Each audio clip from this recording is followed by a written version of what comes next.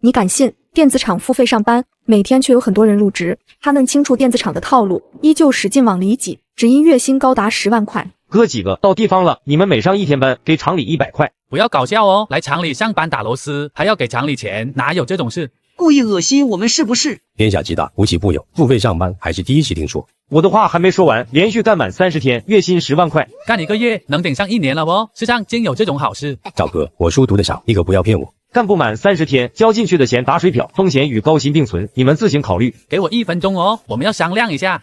我赶时间，商量好没有？好啦，我们准备搏一搏，单车变摩托哦。年入100万不是梦，我即将过上富裕生活。跟我走。赵哥带大聪明组合进工厂，却没能办到手续，因为厂里的手段太高明。每日交100，连续干满30天拿10万。我知道你们有疑惑。对哦，天上会掉水掉冰，但绝不会掉馅饼。我们的工厂有综艺性质，全程由节目组拍摄，节目名字叫30天，连续打螺丝挑战，坚持到最后便能拿奖励。你这么说的话，我认为合理多。10万块并非单纯的工资，其中包含了大量奖金。没错，节目为期6个月，可以重复参加。3人给我的感觉就是不大聪明的样子，我随便忽悠他们。6个月可以拿60万哦，投入只需每月3000块，越想越划算哦。我们签合同。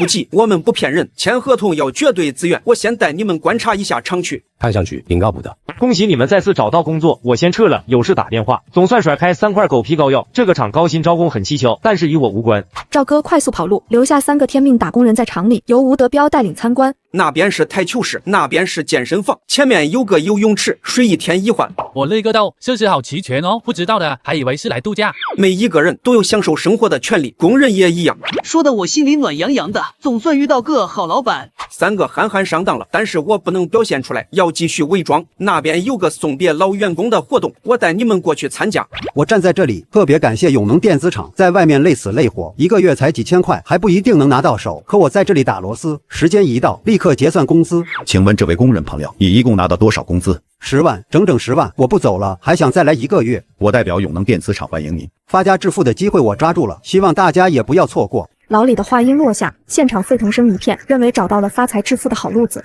看，真有人拿到10万工资，只恨我们没能早点来。亏了好几10万，我的心好痛哦。厂区情况也看得差不多了，不知你们是否愿意留下打螺丝？我愿意，错过这种大好事会天打雷劈的。加1，我也一样。恭喜你们做出明智的选择，请在自愿承诺书以及合同上签字，办完手续，明天上班。好，马上签。这种好事我连做梦都不敢想，结果发生在我身上就很梦幻。3人组办完手续，提桶前往宿舍入住，心中全是美好憧憬。殊不知他们已掉入坑里。皇父，今天有45人入职，前途一片大好啊！记住，大学生不要，看起来太聪明的人不要，只招收憨憨和老实人。我一直是这么做，咱们越晚暴露，赚的票子越多。皇父，我刚才在台子上的演技还可以吧？略显浮夸，还得练，好好干。年底住别墅开奔驰。他们全是打螺丝的老手，做出来的东西，我们还能赚上一笔。最核心的点，稳住这些工人，严格执行我的计划。是。看门上的作息表，每天只工作8小时，太良心了哦。重点是综艺节目拍摄，如果我们表现好，娱乐公司看中，说不定还能到戛纳的红毯上走一走。3人组很亢奋，觉得春天来了。这时，吴德彪拎着一摞纸到来。我告诉你们以下注意事项，讲好是180分钟。有没有搞错哦？注意事项比我的命还差。男人找到好工作，想带领亲戚朋友发家致富，于是打电话联系他们过来工作。对方非但不领情，还骂他是傻帽，只因工资月薪10万。你有疑虑？是的，而且问题很严重。他们3个傻傻的，该不会是发现端倪了吧？你先说来听听。万一叫来亲戚朋友，到时工人太多，辞退我们怎么办？啥？你担心的是这个？不然呢？关乎饭碗，问题还不够严重吗？你们不用担心，厂里有的是工作，哪怕你们喊100-200号人来都没有问题。发财路子摆在眼前，当然不能忘记亲朋好友。没错，又不从我口袋里掏票子。那还在等什么？赶紧动起来，打电话啊！3个憨憨吓我一跳，还以为看破我的手段，原来是发现无关紧要的问题。洪波不再说话，3人组拿起手机，当即联系亲朋好友。二伯，我这里有螺丝打，你要来吗？有，出息了，还会给二伯介绍工作。那必须的，我们是一家人，要相互帮扶。工资待遇怎么样？挺高，月薪10万。你喝多了就早点休息，别来消遣二伯。张哥，别卖鱼了，过来跟我打螺丝，月薪10万。我还是卖鱼吧。对，月薪10万。我秦始皇打钱。3人组并未气馁，认为给他人送温暖，对方应该接受，结果得到的只有咒骂。太过分了哦！我想带他们发财，他们问候我祖宗18代。我也一样。我的情况稍微好一点，他们仅仅问候我全家。洪主任，你也看见了，没法介绍亲朋好友过来工作。打螺丝讲究自愿，不来就算了。三个憨憨说话完全不讲究技巧，总说月薪10万，谁他妈相信？你的意思是，他们连一个亲友都没拉到？我也感到不可思议，事实确实如此。不过他们挺勤快，每人打出上百个电话。3个难缠角色，你不要招惹他们，但是要盯紧，一旦发现他们违反制度，立刻赶走。明白，我一定盯住。洪波执行能力强，接到副厂长指令后，24小时盯着3人组。洪主任不对劲，一直盯着我们看。他是管理层，检查工作很正常哦，有什么好大惊小怪的？他已经盯了1个小时，让他看个够，咱们又不掉皮掉肉哦。看，洪波又在盯我们，我们又没做亏心事，随便他看哦。他长时间盯我们，难道眼睛不干吗？谁知道呢？不要管他。你们看，他还来。洪主任，你过分了哦，连我们撒尿也看。不光啊，还拍照，多少有点变态了。不用管我，你们继续，我拍几张照片而已。洪波就像阿飘一样，整日缠着3人组，哪怕晚上睡觉，也要睡到他们宿舍里。洪主任，你到底想怎么样？感受一下工人宿舍，好做出调整。你盯了我们一整天，这个借口糊弄不过去哦。睡着了。我的乖乖，要睡，10几秒前还在跟我们聊天。呼噜声这么大，怎么睡哦？从来都是3人组折磨他人，如今他们被人折磨，感觉很不是滋味。一连2天，他们全员爆发。你干嘛？练嗓子吗？你老是盯着我们，到底要做什么？对，你把话说清楚，不怕贼偷，就怕贼惦记。你们也知道，咱们厂有综艺性质，我追着你们观察很合理。有点道理。有鸡毛道理哦。我们去见黄副厂长，大家把话说清楚。你们谁先说？我在人群中看过他们几眼，他们不乐意了。做人要大度一点，不过是看几眼而已，又不掉皮掉肉。那是看几眼吗？24小时盯着我们看，上班时看，吃饭时看，连尿尿都要看，也严重影响到我们的生活。何止，简直在侵犯隐私！工人也有尊严。服气，洪波那个猪脑子，什么理解能力？我的意思是暗中盯梢，他倒好，当面死盯。黄世仁感觉头大，若非办公室里有外人，早给洪波几个大逼兜。黄副，这件事怎么处理哦？请3位工友放心，我承诺他不会再去骚扰你们。黄副，不好了，有工人要跳楼。啥？跳楼这么严重？厂里待遇那么好，月薪10万块，怎么还会有人想跳楼？有没有可能打螺丝时，螺丝刀不小心打到头上，所以做出傻事？你的分析很合理哦。合理个毛，半点没说到点子上，纯属脑补瞎扯淡。黄副，咱们赶紧过去吧，出人命就不好了。对，你们跟我走。我们要跟过去吗？必须跟过去哦，有热闹不看会折寿的。咱们走快点，去得慢，黄瓜再度凉了。3人组小跑前进，来到外面后，看见一群人围在楼下，全员看向楼顶。站住！你们不要过来！姑娘，有难处可以说出来，我们一定帮你解决，没必要做出过激行为。你有没有死过老公？我没有老公。我刚刚接到电话，老公去世了，你让我怎么活？是这一去，生着当继续生活。你丈夫的身后事由厂里包了。真的？你没骗我吧？往后厂里每月给你3000生活补助，勇敢的活下去。特别感谢电子厂，感谢黄副厂长，让我看到活下去的希望。整个劝说救援过程很丝滑，楼下响起掌声，为黄世仁喝彩。我勒个豆，厂里的福利这么好，家里出事也能拿到补助。良心电子厂，我要干一辈子。付费上班看起来更，不过工人的福利待遇是真好。各位工友，小红家里遭逢变故，望大家施以援手，助她渡过难关。我来自一个山村家庭，父亲豪赌，母亲生病，如今丈夫又出事，日子实在没法过了。我捐5000块。大海，你这么猛哦！好赌的爸，生病的妈，早逝的丈夫，破碎的他，我不帮他谁帮他？你有5000块吗？这位大兄弟，感谢你的5000块，不知刷卡还是现金？先捐100，剩下的4900分期，月底一定结清。人才分期捐款，我还是第一次听说。没关系，捐多少是心意。有缘千里来相聚，我们在厂里工作就是家人，看见家人落难，应该帮上一把。我捐1万，一群憨憨乖乖掏票子出来吧。整个过程无比丝滑，那是因为黄世仁在做局，想从工人口袋里骗票子。待到捐款结束，几个管理层开启碰头会。黄副妙啊，耍的那些乡巴佬团团转。之前暂停违反注意事项罚款，如今可以通过捐款的方式补上那部分收入。我还是那句话，只要思想不滑坡，办法总比苦难多。咱们在厂里有不少演员，回头找几个演技好的，多搞几次捐款。我刚才的演技应该还算可以吧？你不行，还得练，那种可怜的感觉没有表现出来。他们这个电子厂本就带有欺诈性质，可是工人们并未察觉到，接下来几天捐了不少票子。这几天你们捐了多少票子？我捐了800。我捐了12000，不过全是分期。我稍微少一点哦，捐了600。那你不算多，我捐了3200。我4100。大家捐款都挺积极，富得流油哦。我从网上带的，大家在外不容易，能帮则帮。况且月底能拿到10万工资，捐出1、2万不算什么。贷款捐款，好小众的词汇哦。我的格局似乎小了，回头也要多捐点。他们是一群淳朴善良的人，可惜这份善良被人利用。此时，李大炮的手机响起，爷爷，您孙子给您来电话了。喂，爸，你找我有什么事？儿啊，你妈得了重病，需要20万手术费，家里实在凑不出来。什么？妈的病恶化了，你先送妈去医院，至于手术费，我来想办法。那么多治疗费用，你能筹到吗？相信我，一定可以。你让医生开证明，然后拍照发给我。大炮，我们听见了，我这还有2万多，你先拿去咯。以前我可能没办法，你们不要忘记厂里的福利。你是说捐款？没错哦，等下班后我就去找人捐款，大家一定会帮我。李大炮考虑到工友不富裕，直接去找厂里的管理层，差点没把黄世仁的 CPU 干烧掉。等等，我缓一下，你来找我要捐款，没有搞错吧？没搞错哦，黄副厂长亲口所说，一人有难，全厂捐款。我有说过吗？您老贵人多忘事，我可以理解，请看 VC 道。他不做特工可惜了，竟用手机录我的视频，好细节啊！想起来了，我确实说过，不知你为何需要捐款。我母亲病重，手术费要20万，家中实在无力承担，望黄副厂长捐款。我要是不捐款，他出去铁定乱说，整个局就破了，往后无法借助捐款渠道敛财。黄世仁大脑飞速运转，权衡其中利害关系，只得乖乖掏票子。进了电子厂，咱们就是一家人，你有难处，我必须帮。黄副厂长格局大哦，小弟佩服的不行。我捐200块，祝愿你母亲早日康复。不对哦，你最近几次捐款都是1万块，怎么到了我这里就变成200？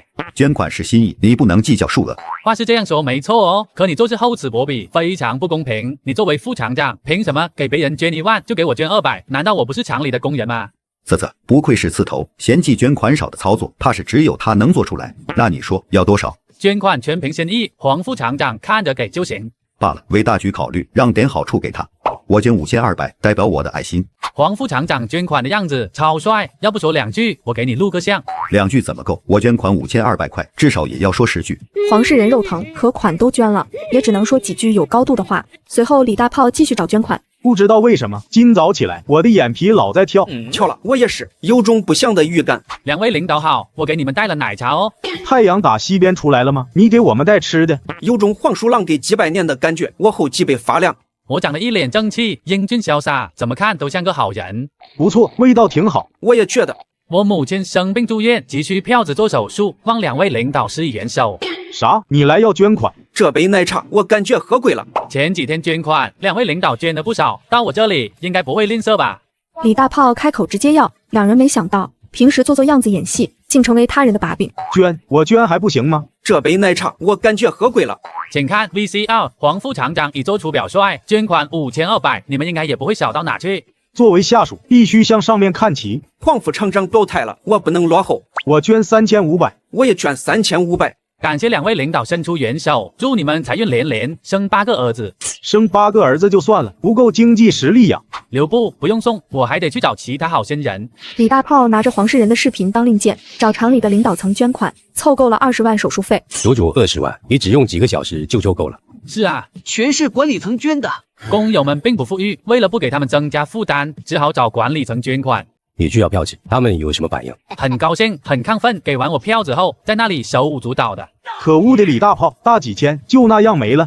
心疼啊！我们不过是做样子，从工人手上捞票子，他怎么想的？向我们要捐款？我觉得他脑子有点问题，才会总做出不靠谱的事。全部管理层加起来损失20万，不能就这样算了吧？我们之前收到不少捐款，总的算起来不亏，这笔损失我补给大家。那李大炮呢？想想他拿到20万，我就不爽。接近月底的时候，我们再收拾他，暂时不宜打草惊蛇。他们认为要以大局为重，免得节外生枝，事态却朝着不可控的方向发展。工友们听闻李大炮的事迹，纷纷发起募捐。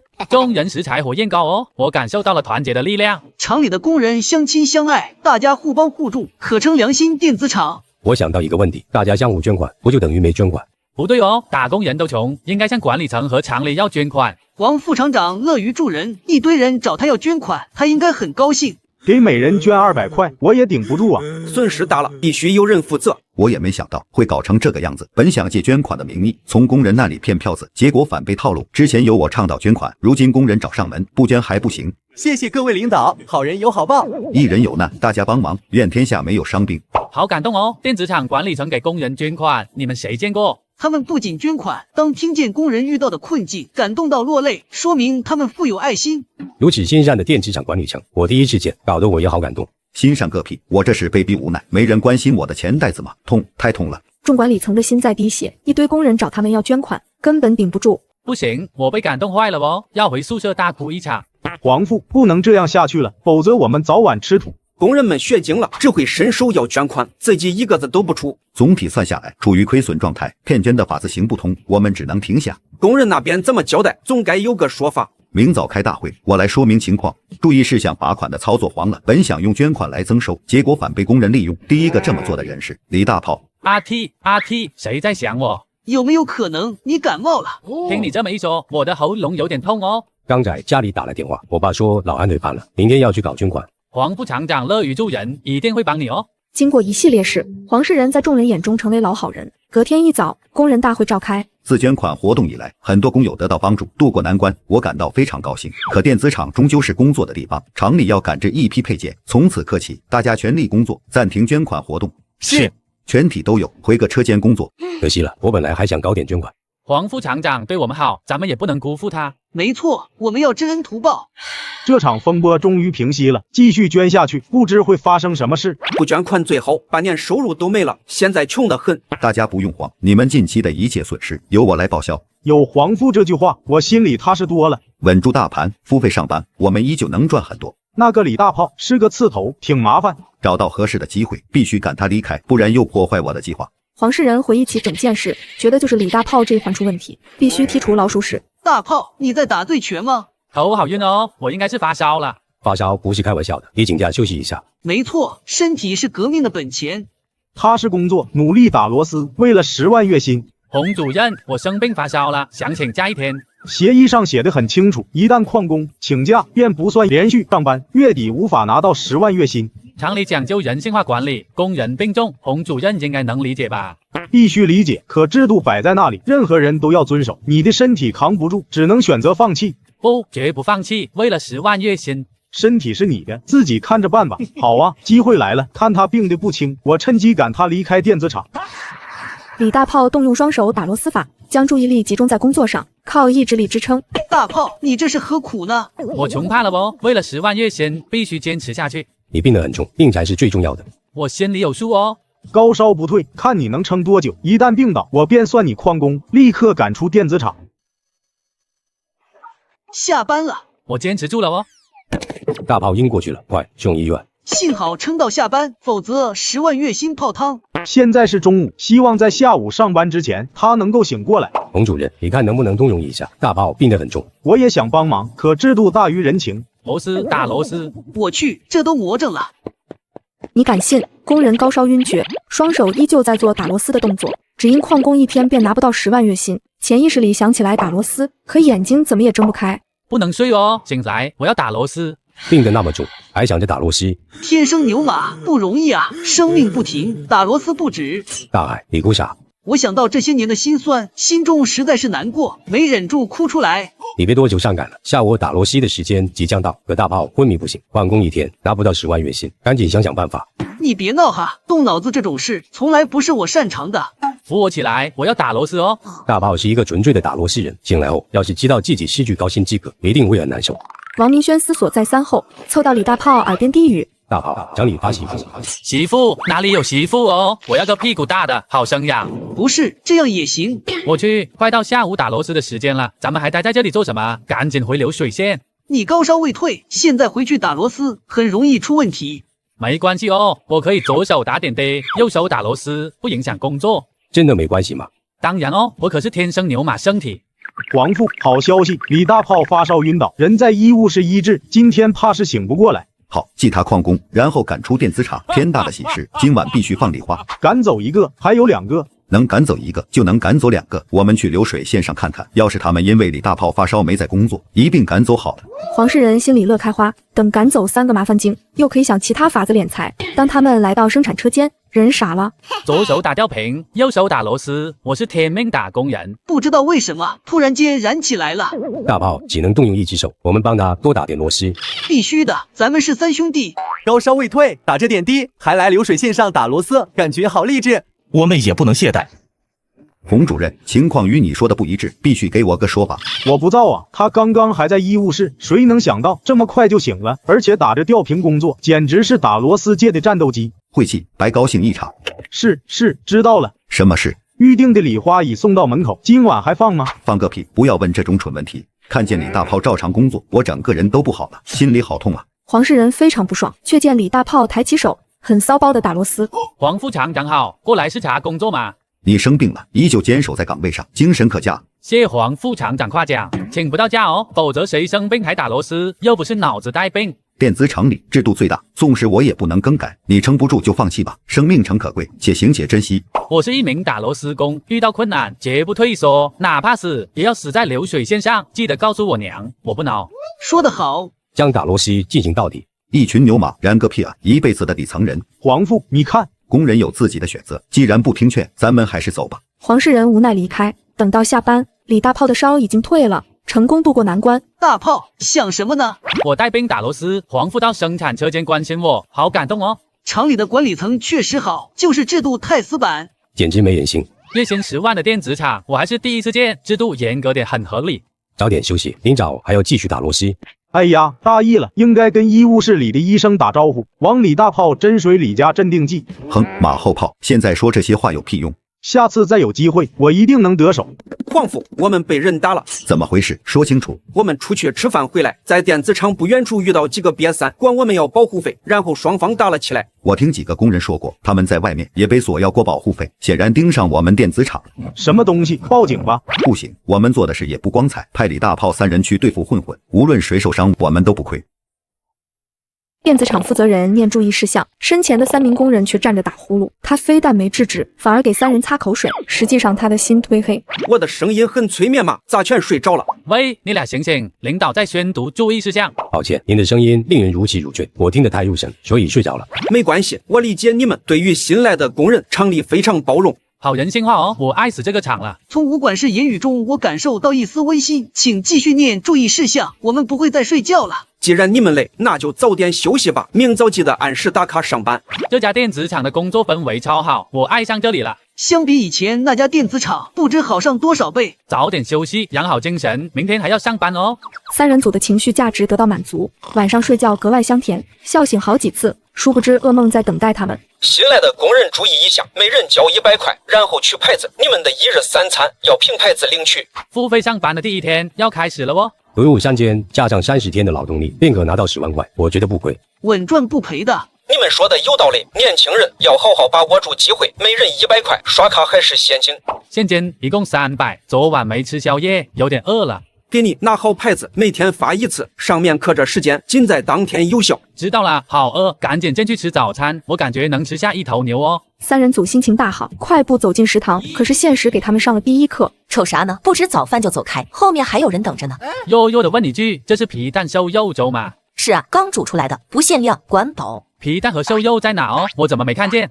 我在后厨干了30年，从不谎报菜名，用这个看得清楚一点。我看见了，粥里有一粒肉末，和尚吃下都不算犯戒哦。瞎说，那是肉排。你们到底吃不吃早饭？吃，我们吃还不行吗？大包稳住，赚票子为重。有道理，请把那块肉排舀到我碗里。我总感觉不对劲，又说不出哪里有问题。早饭过后，他们进入熟悉的流水线，开始打螺丝。打螺丝喽，没压力哦。我们会左右互搏打螺丝大法，哪怕流水线速度快上1倍，也可以跟上。坚持30天，10万块到手，简直爽歪歪。看那边综艺摄像组来了，我们想出名就要认真起来啊！今天我会全力以赴。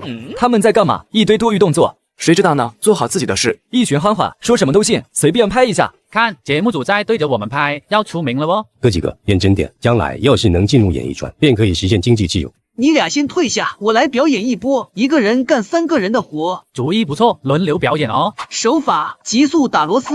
陈聪海用出全部实力，双手出现残影，震惊在场所有人。好快，怕不是单身30年的手速。一人干3个人的活，天生牛马圣体。他在干嘛？谁知道呢？羊癫疯犯了吧？他在表演才艺吗？这小李天命打螺丝人了。尿急，领导，我去撒个尿。不用打报告，直接去就行。监控室的人会记录下来，每次罚50块。啥？上厕所也要罚款？注意事项里写着，告诉过你们的。况且月底工资10万，罚个几千块不影响的。有道理，我也要去上厕所，罚款从工资里扣。不行，现在就得交罚款，否则取消资格。实在憋不住了。不过他说的也对，罚款对于10万块来说根本不算什么。那给你50。这是我的。慢慢玩，一群没开智的家伙，妄想每月挣10万工资，就是做梦想屁吃。吴德彪刚刚去各车间巡视一圈，发现新员工在他的掌控中，表示非常满意。给大家表演个绝活，用脚打螺丝。脚比手灵活，厉害啊！你罚款100啊？为什么？用脚打螺丝，操作不规范，罚50；脚气一损坏，螺丝刀罚50。注意事项上有说明。我的脚不臭，没脚气，不信你闻。打螺丝3人组去见收保护费的混混，想劝对方向善，却遭到一顿狂喷。当他们开来一辆车，吓得混混四处乱窜。好消息，好消息！咋地？厂里要发媳妇了吗？想得美！我现在还单身，哪里有媳妇领？我也想要。洪主任每天泡厂妹，怎么可能缺媳妇哦？不要瞎说，当心我告你诽谤。我做人证，你确实泡厂妹，所以告不了大炮。大家都是碳基生物，为何交谈起来感觉好困难？打住，扯远了，我们说正事。说啊，到底是什么好消息？证明你们的时候到了。电子厂周围有一群瘪三，时常收厂里工人的保护费。你们3兄弟去一趟，将他们赶走。简单哦，报警，立马搞定。不行，不能报警。有人抢劫，为什么不能报警？我搞不懂哦。你们也知道，厂里打螺丝能拿高薪，是因为有综艺性质。综艺文娱最怕负面舆论，尽量别报警。洪波胡扯一通，3人组信了，但是没急着答应下来。打架不好哦，洪主任不能劝我们去打架。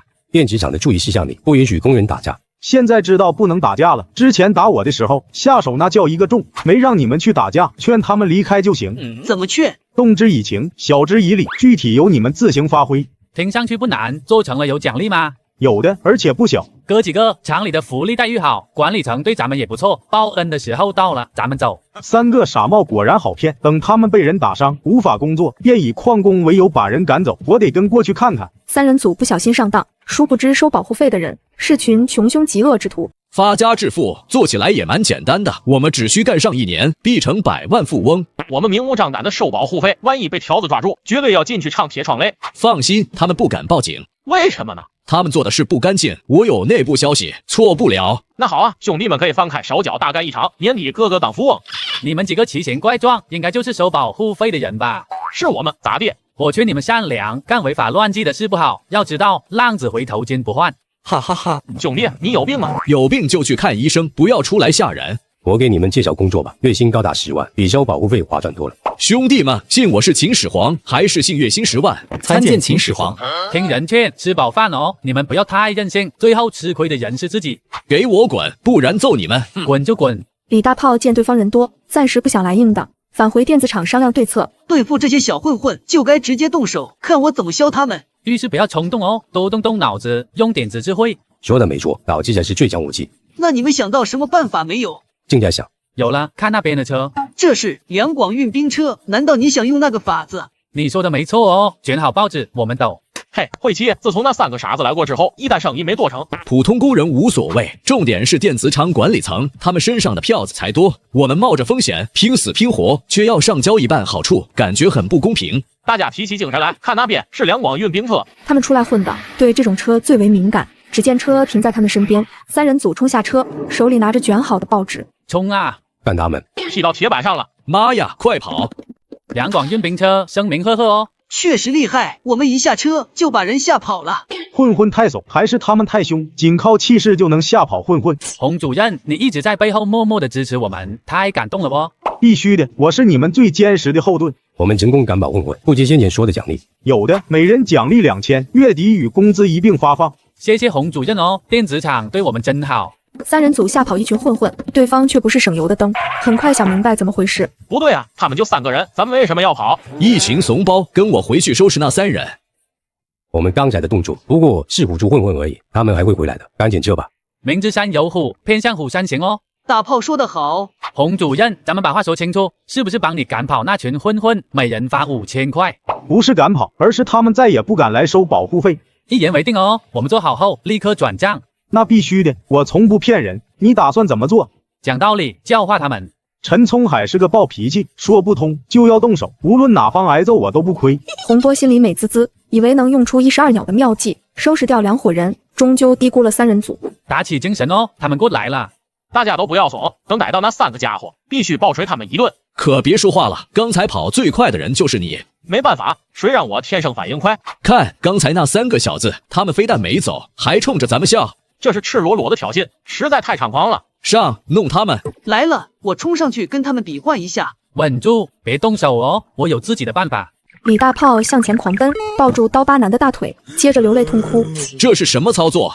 哎呦，打死人了！今天不给够医药费，我立马报警。李大炮说的什么鬼话？我之前强调过，不能报警。什么？你要报警？不然呢？谁让你将我打成重伤？信息不对啊！那人说电子厂不可能报警，让我们放心大胆干。怎么他要报警？报你呗，我锤死你！大海，救命！轮到我上场表演了，让你们见识下苏家弟子的厉害——少林罗汉拳。哼，花拳绣腿，一群软脚虾还学人家收保护费，呸！什么东西？好能打，我们根本不是对手。我要报警了不？等等，我赔偿还不行吗？你说个数出来。刀疤男彻底没了脾气，他们干劫道的勾当，一旦进局子里，要尝好几年铁窗泪。我算了一下，你们身上的所有财物刚好够赔偿给我。你用什么公式算的？勾股定理哦。你要是觉得多，我们报警处理。好，我给一朝回到解放前，简直亏死！3个人也太狠了点。大炮脑回路清奇，用的办法不一般。众混混留下东西，逃也似的跑了。看傻不远处的洪波，不是这样也行。你们到底谁是贼？我们长得那么帅，肯定不是贼哦。洪主任，每人5000。你们搞到好多万，还惦记着我的5000。这些票子是他们从工友那收来的保护费，我要拿回厂里还给人家。洪主任想什么呢？你们的3观这么正，从小到大没歪过哦。洪主任别打岔，每人5000块。我给。混混是打跑了，3害却留下来，我还赔出去15000，亏到姥姥家。洪主任的脸怎么黑了？身体不舒服吗？一会功夫转出去15000，谁高兴得起来？钱财不过是身外之物哦，洪主任别太在意。说的轻松，你要是不在意，那还我好了。我们该回电子厂了，将被勒索的钱财还给工友。3人组懒得过多搭理，上了2广运兵车，留下洪波在原地。喂，等等我！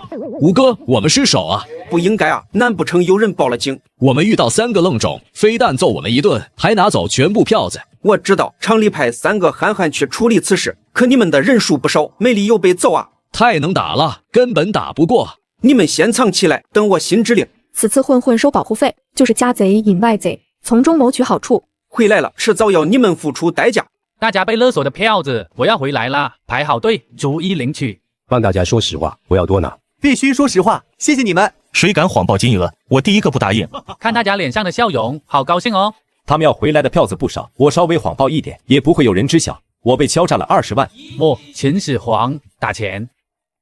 工人现场发福利，不料有管理者谎报数额，工人只好称自己是秦始皇。啥？你是秦始皇？没错，我是你迷人的老祖宗哦。来，磕一个。我是你二祖宗。我是3祖宗。够了，耍我是不是？大炮不好，他看出来了。这么明显，傻子都能看出来，还大声在我面前密谋，当我是什么？开玩笑，时间结束，下一个。等等，我被勒索的票子还没拿到，怎么就下一个了？胡乱报数额，你不老实，最后一个领取。不行，我不同意。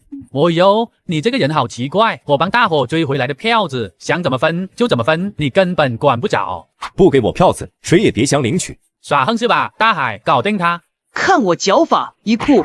陈聪海开大脚，将人踹飞出去。等发完全部票子，对方又回来了。我是最后一人，可以还我票子了吧？真不巧，没啦。你有没有搞错？我损失5万，1分没拿到，你告诉我没了。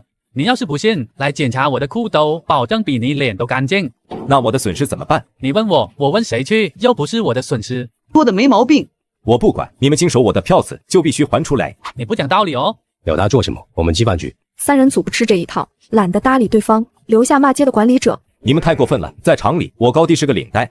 整件事的经过就是这样。说明了什么？ 3个愣头青是资源，只需正确利用，便能为咱们谋利。你的关注点错了，说明3人比那些混混更难搞定，留他们在厂里终究是大害。3人异常固执，遵照规章制度做事，若是无故开除几人，他们必然闹腾。我们正在做的事不能见光，最怕报警。那群劫道的混混似乎也惧怕报警。废话，他们干非法勾当，进去局子里就是几年。可他们一直蹲在巷子里，似乎笃定没人报警，感觉不对劲。抽点时间查清楚这件事。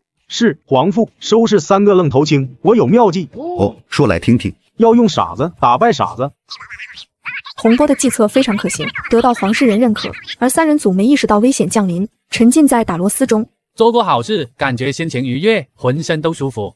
巧了，我也一样。工友们看见我，客气许多，还送来好多袋零食，足够吃到月底了。喜欢上这种感觉了哦！我儿时的梦想就是当一名大侠。大家听我说2句，为提高产能，厂里试行分组改革，每人负责一个环节。改变打螺丝模式需要适应过程，今天的计件能少一点吗？不行，计件做不完，厂里要记录下来，累计20天计件不达标，才算1天旷工。大家不用太过担心。说的轻松，自打要求计件数后，我就没达标过。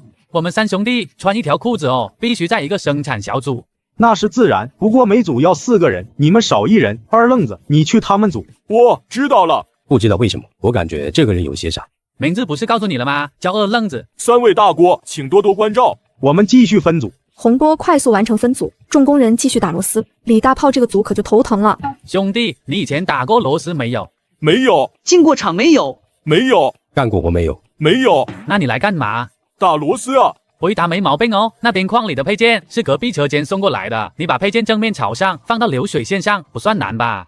不难，我也没那么傻。要什么速度？当然是越快越好，我们的手速超乎你想象，就怕你们忙不过来。 4人小组商量好，各自进入位置。二愣子用出最快速度，拿配件放到流水线上，忙得满头大汗。3人组却进入养生模式。好慢，怕不是老年协会来的。叫个万八金身的大爷过来，也比他快些。他看起来很忙碌，实则在做无用功。你看，说他2句还不乐意了，倒在地上吓人。似乎真的晕倒了。放配件放到口吐白沫，我还是第一次见，谁给他做个人工呼吸？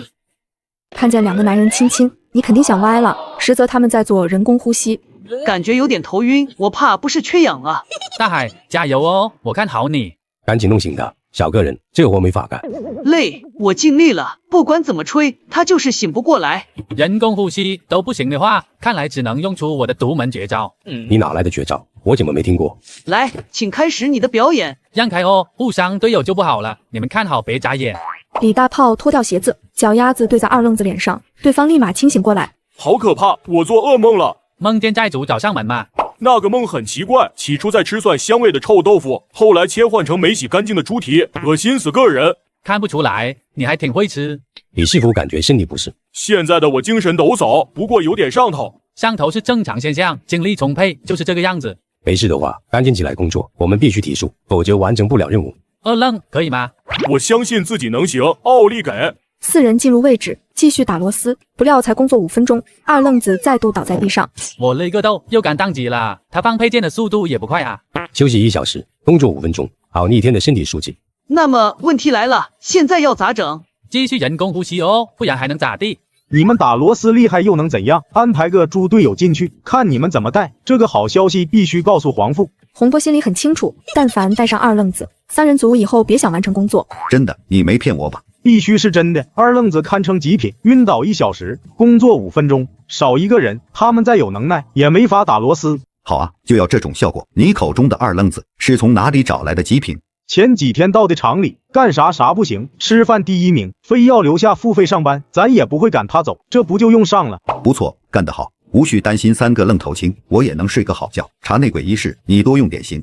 是，我一定好好干。他们高兴没几分钟，李大炮3人找上门，办公室里的笑声瞬间消失。说曹操道，背后果真不能随便议论人。你们不好好上班，跑来办公室做什么？我们过来反映点情况，这个螺丝没法打哦。你们哥仨全场打螺丝标兵，自称天生牛马圣体，怎么就打不了？有个猪队友实在带不动，让他做最轻松的流程，结果干了没5分钟就晕过去。后来我们弄醒他，还是一样的，哈哈哈。皇父，你在笑什么？我想起开心的事，小组一旦组成，不可以随意更改。他根本不会干活，就是个累赘，严重影响我们的工作进度。大炮思想觉悟低了，你们是一个整体，发现组员干得慢，应该去帮助他，而非踢开。可是看门口的摄像组，咱们电子厂具有综艺性质，遇到困难必须自己解决，不然会失去工作资格。耶，我们走。三人组想到日后要上电视，不好过多纠缠，转身走出办公室。哈哈哈，爽！平时总给我们找麻烦，终于轮到他们吃瘪。你去做事吧，干得好，我多帮你申请些奖金。看打呼噜，他睡得挺安详。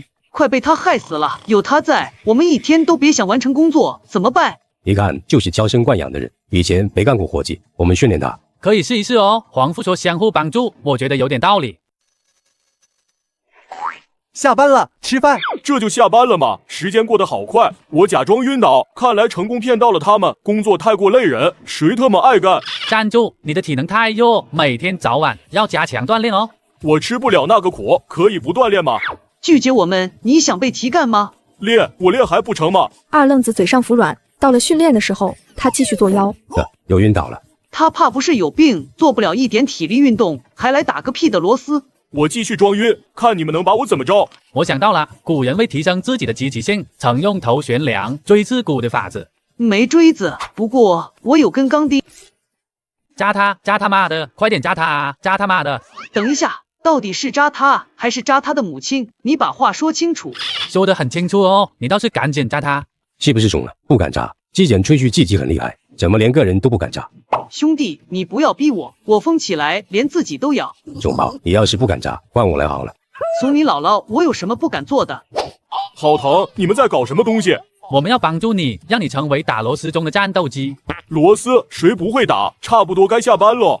等等，成天想着偷懒，月底不想拿高工资了吗？不想，太累了。咱们每天付费100块上班，拿不到月底的10万工资，那不得亏死。三人苦口婆心的劝说，希望二愣子醒悟，怎料对方没当回事。老邓为了哄我外出工作，答应每月给我5000，我在厂里付费上班花掉3000，由于是包吃住，还剩余2000。厉害，好逆天的操作，我第一次听说。你敢信？这家电子厂非但付费上班，每次违规还要罚50，一个月能罚出上万，却没有工人提桶跑路，反而努力打螺丝。仅有少数几个刺头不服气。啥？让我闻你的臭脚，你礼貌吗？重申一遍，我的脚没脚气，一点都不臭。大海够勇的，他住在宿舍里，我们连蚊香都不用买，敢说自己的脚不臭？臭脚我就不问了，用脚打螺丝属于违规操作，罚款50。不行，事情必须弄清楚。你说我脚臭，影响到我的形象，绝不能敷衍了事。你有没有脚气不重要，我已经不罚款了，还想怎么样？此事与罚款多少无关，我只想澄清事实，我的脚不臭。晕，遇上一根筋，你们还不劝他？你都说他是一根筋了，我俩还怎么劝吗？大海撅起来，谁劝都不好使。那该怎么办？简单啊，你闻他的脚，然后得出臭不臭的结论，不就行了？李大炮说的全是实话，不过在旁人看来，多少有点挖坑的意思。这可苦了吴德彪，遇到个脑子不会转弯的工人，实属令人头疼。对于这些大冤种工人，我还不好直接得罪。念在你是初犯，用脚打螺丝很有创意，这次就不罚款了。不行，你必须闻我的脚，证明我的脚不臭。你他妈有完没完？差不多行了，不要逼我揍你。注意事项108条，电子厂管理者辱骂、威胁工人，罚款50。明轩厉害啊，竟然能记得注意事项。我记性好，基本上能做到过目不忘，看一遍也就记下了。罚款，那来吧。为什么要给你？注意事项上写得很清楚，谁发现管理者违规违纪，罚款归谁所有。厂里的规矩理应人人遵守，无管是思想觉悟高，肯定会遵守注意事项。厂里的管理者要是不遵守注意事项，往后我也不交罚款了。说的没错，一视同仁。为了整个计划，我只能认栽。如果把事搅黄了，上级一定会收拾我，扣工资，得不偿失啊！吴德彪权衡利弊关系之后，只得按照注意事项来。一旦他失信于人，后面就不好忽悠员工了。这位工人很不错，发现问题及时提出来，可避免重大事故发生。咱们电子厂讲究人人平等，哪怕是管理层犯错，也要遵守注意事项。说得好，50块。你发现我违反注意事项，50块是你的了。50块到手，多谢吴管事。好了，继续工作，你们记好注意事项，免得又被罚款。等一下，你还没闻我的脚，到底臭不臭呢？你妈，怎么又是这个问题？脑子有坑吧？好，你又骂人，再次违反注意事项，50块谢谢。看明轩这手操作，我想到个发财的法子。不错，很好，给你50块。那个，我的脚，我问还不行吗？面对一根筋的陈聪海，吴德彪快被逼疯了，只好蹲下身，想假意闻一下，不料陈聪海脱掉鞋子。咋地？什么味？没味。不过你在打螺丝时脱掉鞋子，违反注意事项，罚款50。我这个人最是遵守公平的规矩。诺，给你。这是有味道的50块，念在你是新员工，要不算了。不行，每个人都要遵守注意事项，我也不能例外。50块罚款必须拿着。苍天，他是上天派来恶心我的吧？大奇葩一个！吴德彪脸色难看，快步离开生产车间，免得又搞出幺蛾子。我们正常打螺丝就好，免得又被罚款。赞同，我用脚打螺丝堪称神迹，结果被罚100块。明轩，那些注意事项你全都能背下来吗？当然，总共1件200条，全在我脑子里。打螺丝时不能说话，不然被逮到一句话罚50。真他妈坑！哥几个以后全程用眼神交流，不就没事了？李大炮鬼主意不少，另外2人表示赞同。下班后，他说出发财大计。你说我们不用到月底就能狠狠地赚上一笔？没错，明轩是我们的法宝。我这么厉害吗？自己怎么不知道？你能记住全部注意事项，我们去跟踪电子厂管理层，一旦发现违反注意事项的行为，立刻跳出去点名，罚他50块。好主意，不愧是点子王。看，是车间主任，他在聊场妹。他有4点违反注意事项，200块到账，走去给他个惊喜。多少有点坑爹。我喜欢放纵自己，所以你们可以不折腾我了。不行哦，你摆烂那是自己的事，眼下影响到我们拿工资，必须要管。最轻松的步骤分给你做，你起码要跟上节奏。烦死了，我不会改变的，你们受着吧。二愣子索性不装了，跟3人组摊牌，接着扬长而去。好拽，演都不演了。好，动不动就晕倒，我还以为他的身体有毛病，现在看来是装的。你想怎么样？他应该能干活，不过洗心态出问题。难道你想？对哥，用尽一切手段，让他知道不配合我们打螺丝，下场会很惨。有道理哦，手段略显偏激，不过是为了引他向善，应该没问题。 3人组围在一起，商量详细计划，随后轮流跟踪二愣子。不知道为何，总感觉后脊背发凉。嗨，你好，你在做什么？跟踪你啊，很难看出来吗？你要是喜欢，跟着好了。大家都喊我傻子，怎么感觉他比我还傻？你又不尿，看着我虚啥？帮你助尿，不用谢我，倒是赶紧尿。欺人太甚，故意恶心我是不是？不好，被你看出来了，好尴尬呀！尴尬个毛！知道我为什么叫二愣子吗？愣种嘛，啥都不怕，我当然知道。惹恼了我，必须要你好看。过肩摔，走你！他恶心我，我却打不过他，可太难受了。你这个人好怪，大晚上怎么不睡觉？你在床头盯着我，让我怎么睡？没事，你别把我当人就行。救命！谁来救救我？二愣子快崩溃了，打架又打不过，成天被折磨，只得服软。拴着我的头发，算怎么回事？怕你打瞌睡哦，头悬梁，锥刺股。锥呢？必要时候我会拿出来，希望不要用上。绝对用不上，我现在贼精神。好好工作，对大家都好。各就各位，开始打螺丝。皇父，你不用来的，3人组带着个坑货，根本快不了。我来看一眼才放心。俩人来到车间门口，人瞬间傻眼，从未见过如此画面。什么姿势啊，挺别致。头悬梁，锥刺股，怎么用到打螺丝上来了？人才，天生牛马圣体，打螺丝界的奇才，有这脑子，干点啥不好？关注点错了，看他们打螺丝的速度快到飞起。哎，又失算了。他们真会整活，主意贼多，3神带一坑，竟然成了。领导来视察哦，大家卖力点。我们打螺丝的手法还算标准吧？不错，天生的打螺丝人。二愣子，你以前一打螺丝就晕倒，今天怎么没晕？我也想晕，可你看我头悬梁，晕不下去啊！喂，手速快点，不然锥刺股。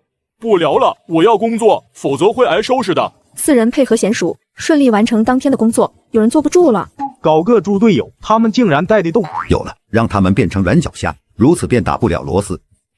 啥？软脚虾？喂他们吃药，造成钙流失吗？你脑回路清奇，怕不是被驴踢过？我脑子笨，请皇父明示。女人会影响打螺丝的速度，你明白了？了然，给3个愣头青发媳妇，榨干他们。什么发媳妇？别乱说，那是介绍女朋友，派我们的骨干成员去。记住，这次别再出乱子。 皇父，我还有一个问题，怎么把人塞到他们手上，才能显得不突兀？告诉全场工人，有3个厂妹要找男朋友，谁想找女朋友，积极报名，最后由厂妹决定跟谁在一起。明白，那就没问题了。3愣种那边，你也去通通气，万一他们不报名，算计可就落空了。黄世仁说完计策，觉得万无一失。当消息传到3人组耳中，他们惊呆了。啥玩意？厂里发媳妇？我没有幻听吧？准确地说，是女朋友。有了女朋友，媳妇还会约吗？ 那得看你们的本事，不过名额仅有3个，为了不让其他工人心生不满，你们要陪我演场戏。演戏，我最在行了。他疑惑，厂里有上千工人，为什么仅仅给我们3人安排女朋友？你们是打螺丝标兵，厂里才想到解决你们的个人问题，当然不要就算了。义父，请受我一拜，厂里给我们发媳妇，好感动哦。记好，这件事不能向任何人提起，否则我很难做人。占了便宜，谁会往外说嘛？三人组认为占到大便宜，赶忙跑去报名。隔天一早，上百工人站在操场上，报名的人不少哦。没事，我们长得帅，具备很强的竞争力。在我面前，你也敢称自己帅，简直是搞笑。长得帅没用，现在的女人喜欢有内涵的男人，就像我这种。周大哥，你快50岁了哦，怎么也跑来凑热闹？男人至死是少年，有什么好大惊小怪的？洪主任说名额早已内定，一群跑来凑热闹的，还以为自己是天选之子，简直在搞笑。在场的工友各种撩骚，相互言语攻击竞争者。当洪波带人出现，好吧，气氛达到高潮。媳妇，看这边，家有一老，如有一宝，我很懂疼人的。看我的大金链子，跟着哥混，往后吃香的喝辣的。大家静一静，听我说，场内仅有3人，注定大多数人找不到，你们提前做好心理准备。那么开始吧。妹子，看我，压迫老一，尚能反腐。美女，跟我走，咱们去买钻戒。来啦，心动的感觉，厂里竟然发媳妇，福利绝对是全球第一。帅哥，我们可以尝试交往吗？太可以了，气质不错，你可以请我吃饭吗？当然，请你吃一辈子都行。哥哥，我们可以交流一下吗？深度交流都行。选定离手，活动结束，大家返回各自岗位打螺丝。没被选中的工友不要气馁，以后还有机会。3个愣种看见女人迈不动步子，这次肯定能行。洪波心中暗喜，至于3个核心女骨干，原本就是用来干这种事的。怎么了？突发恶疾吗？哈哈哈！你们在搞什么东西？发达了。他们集体犯傻，怕不是脑子坏掉了，真搞不懂。你们3兄弟的命真好，同时被看中了。没办法哦，实力摆在这里，不被选中也很难。说的没毛病。说实话，没看出实力在哪。你不会懂的，只有英雄才能是英雄。3人春风得意，待到下班，他们跑出去约会，离开电子厂。黄世仁高兴坏了，美人计自古至今都好用。那是我们拿出压箱底的绝招，不可能出意外。厂里内鬼的事，你扎的怎么样了？有些眉目，不过还得调查。抓紧，我们内部一旦出问题，是非常危险的。明白，我去做事了。高跑3个愣种，往后实施计划要方便许多。我长这么大了，第一次跟男孩子逛街。我也是哦。现在是饭点，我们去吃点东西吧。好啊，我请客，请你吃臭豆腐。哪有人约会请吃臭豆腐的？冷静，完成任务。好耶，我喜欢吃臭豆腐。吃完饭，我们去做点有趣的事。你敢信？工人带着厂妹开房，却玩了一晚上大富翁，气得厂妹牙痒痒。成年人就该玩点成熟的游戏，没毛病哦。呵，男人露出本性了吧？我随便拿捏你。我这走完啦，现在轮到你摇头子。你说的成熟游戏就这？我玩了好多年哦，这个游戏包成熟的。晕死！跟姑娘开房玩大富翁，我还是第一次见。他怕不是孙猴子转世？你就不想做点别的事吗？玩累了再做吧。行，我陪你玩。6点，哈哈哈！你进监狱坐牢。我可不就是在坐牢。李大炮这边出状况，另外2人也没好到哪去。什么？你没带身份证？逛街要带身份证的吗？我怎么不知道？我之前不是让你带数据线？数据线带了，可这跟身份证有什么关系？没关系，回去。他是木鱼脑袋吗？还是没开智？非要我把话挑明，总不能说我要睡你。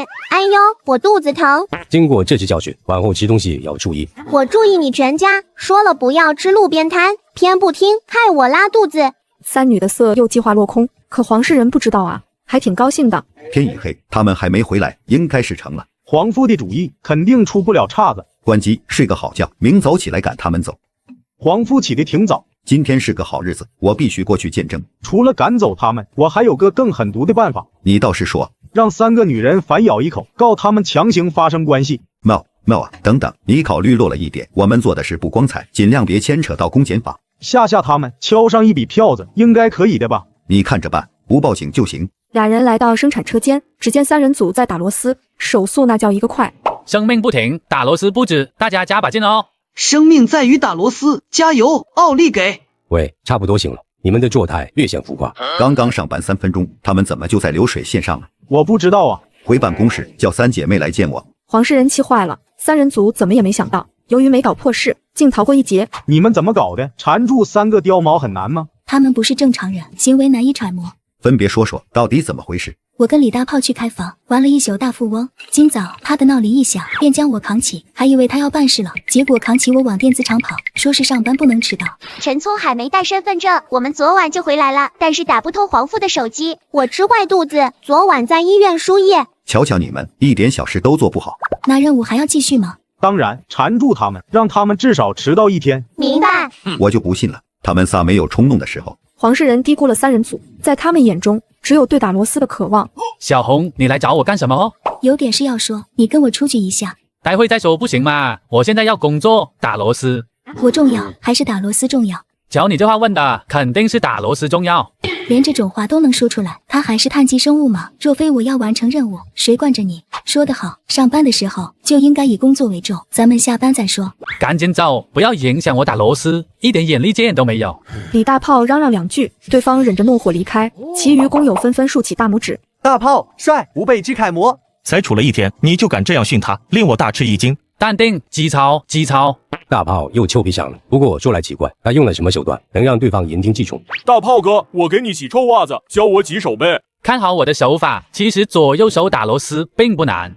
停，我不想学打螺丝，而是想学泡妞。朽木，滚犊子，连打螺丝都不学，彻底没救了。打螺丝比泡妞重要，我怎么不知道？3人组卖力打螺丝，无视外物干扰。这时，洪波走到车间里，表情非常严肃。我有一件极其重要的事，准备交给你们去做。3人组听见上级喊他们做事，当场给回绝了。倒不是他们反复无常，只因对方给的太多。洪主任，我不去。我还没说任务内容，你怎么就拒绝了？洪主任说极其重要的事，难度应该非常大。我不傻哦，没理由迎难而上。不应该啊，他怎么突然变聪明了？看来我要用点手段。你们去做这件事，有额外奖金。有多少哦？每人3500。为厂里做事，我辈义不容辞。洪主任就这么定了。答应的好快，不用再考虑一下吗？用不着考虑，电子厂是我们的家，为家里做事应该的。我完全赞同他俩的说法。我服了他俩，听见有好处拿，什么活都敢接下。你们跟我走吧。不行，我们要打螺丝，其他事下班后再说。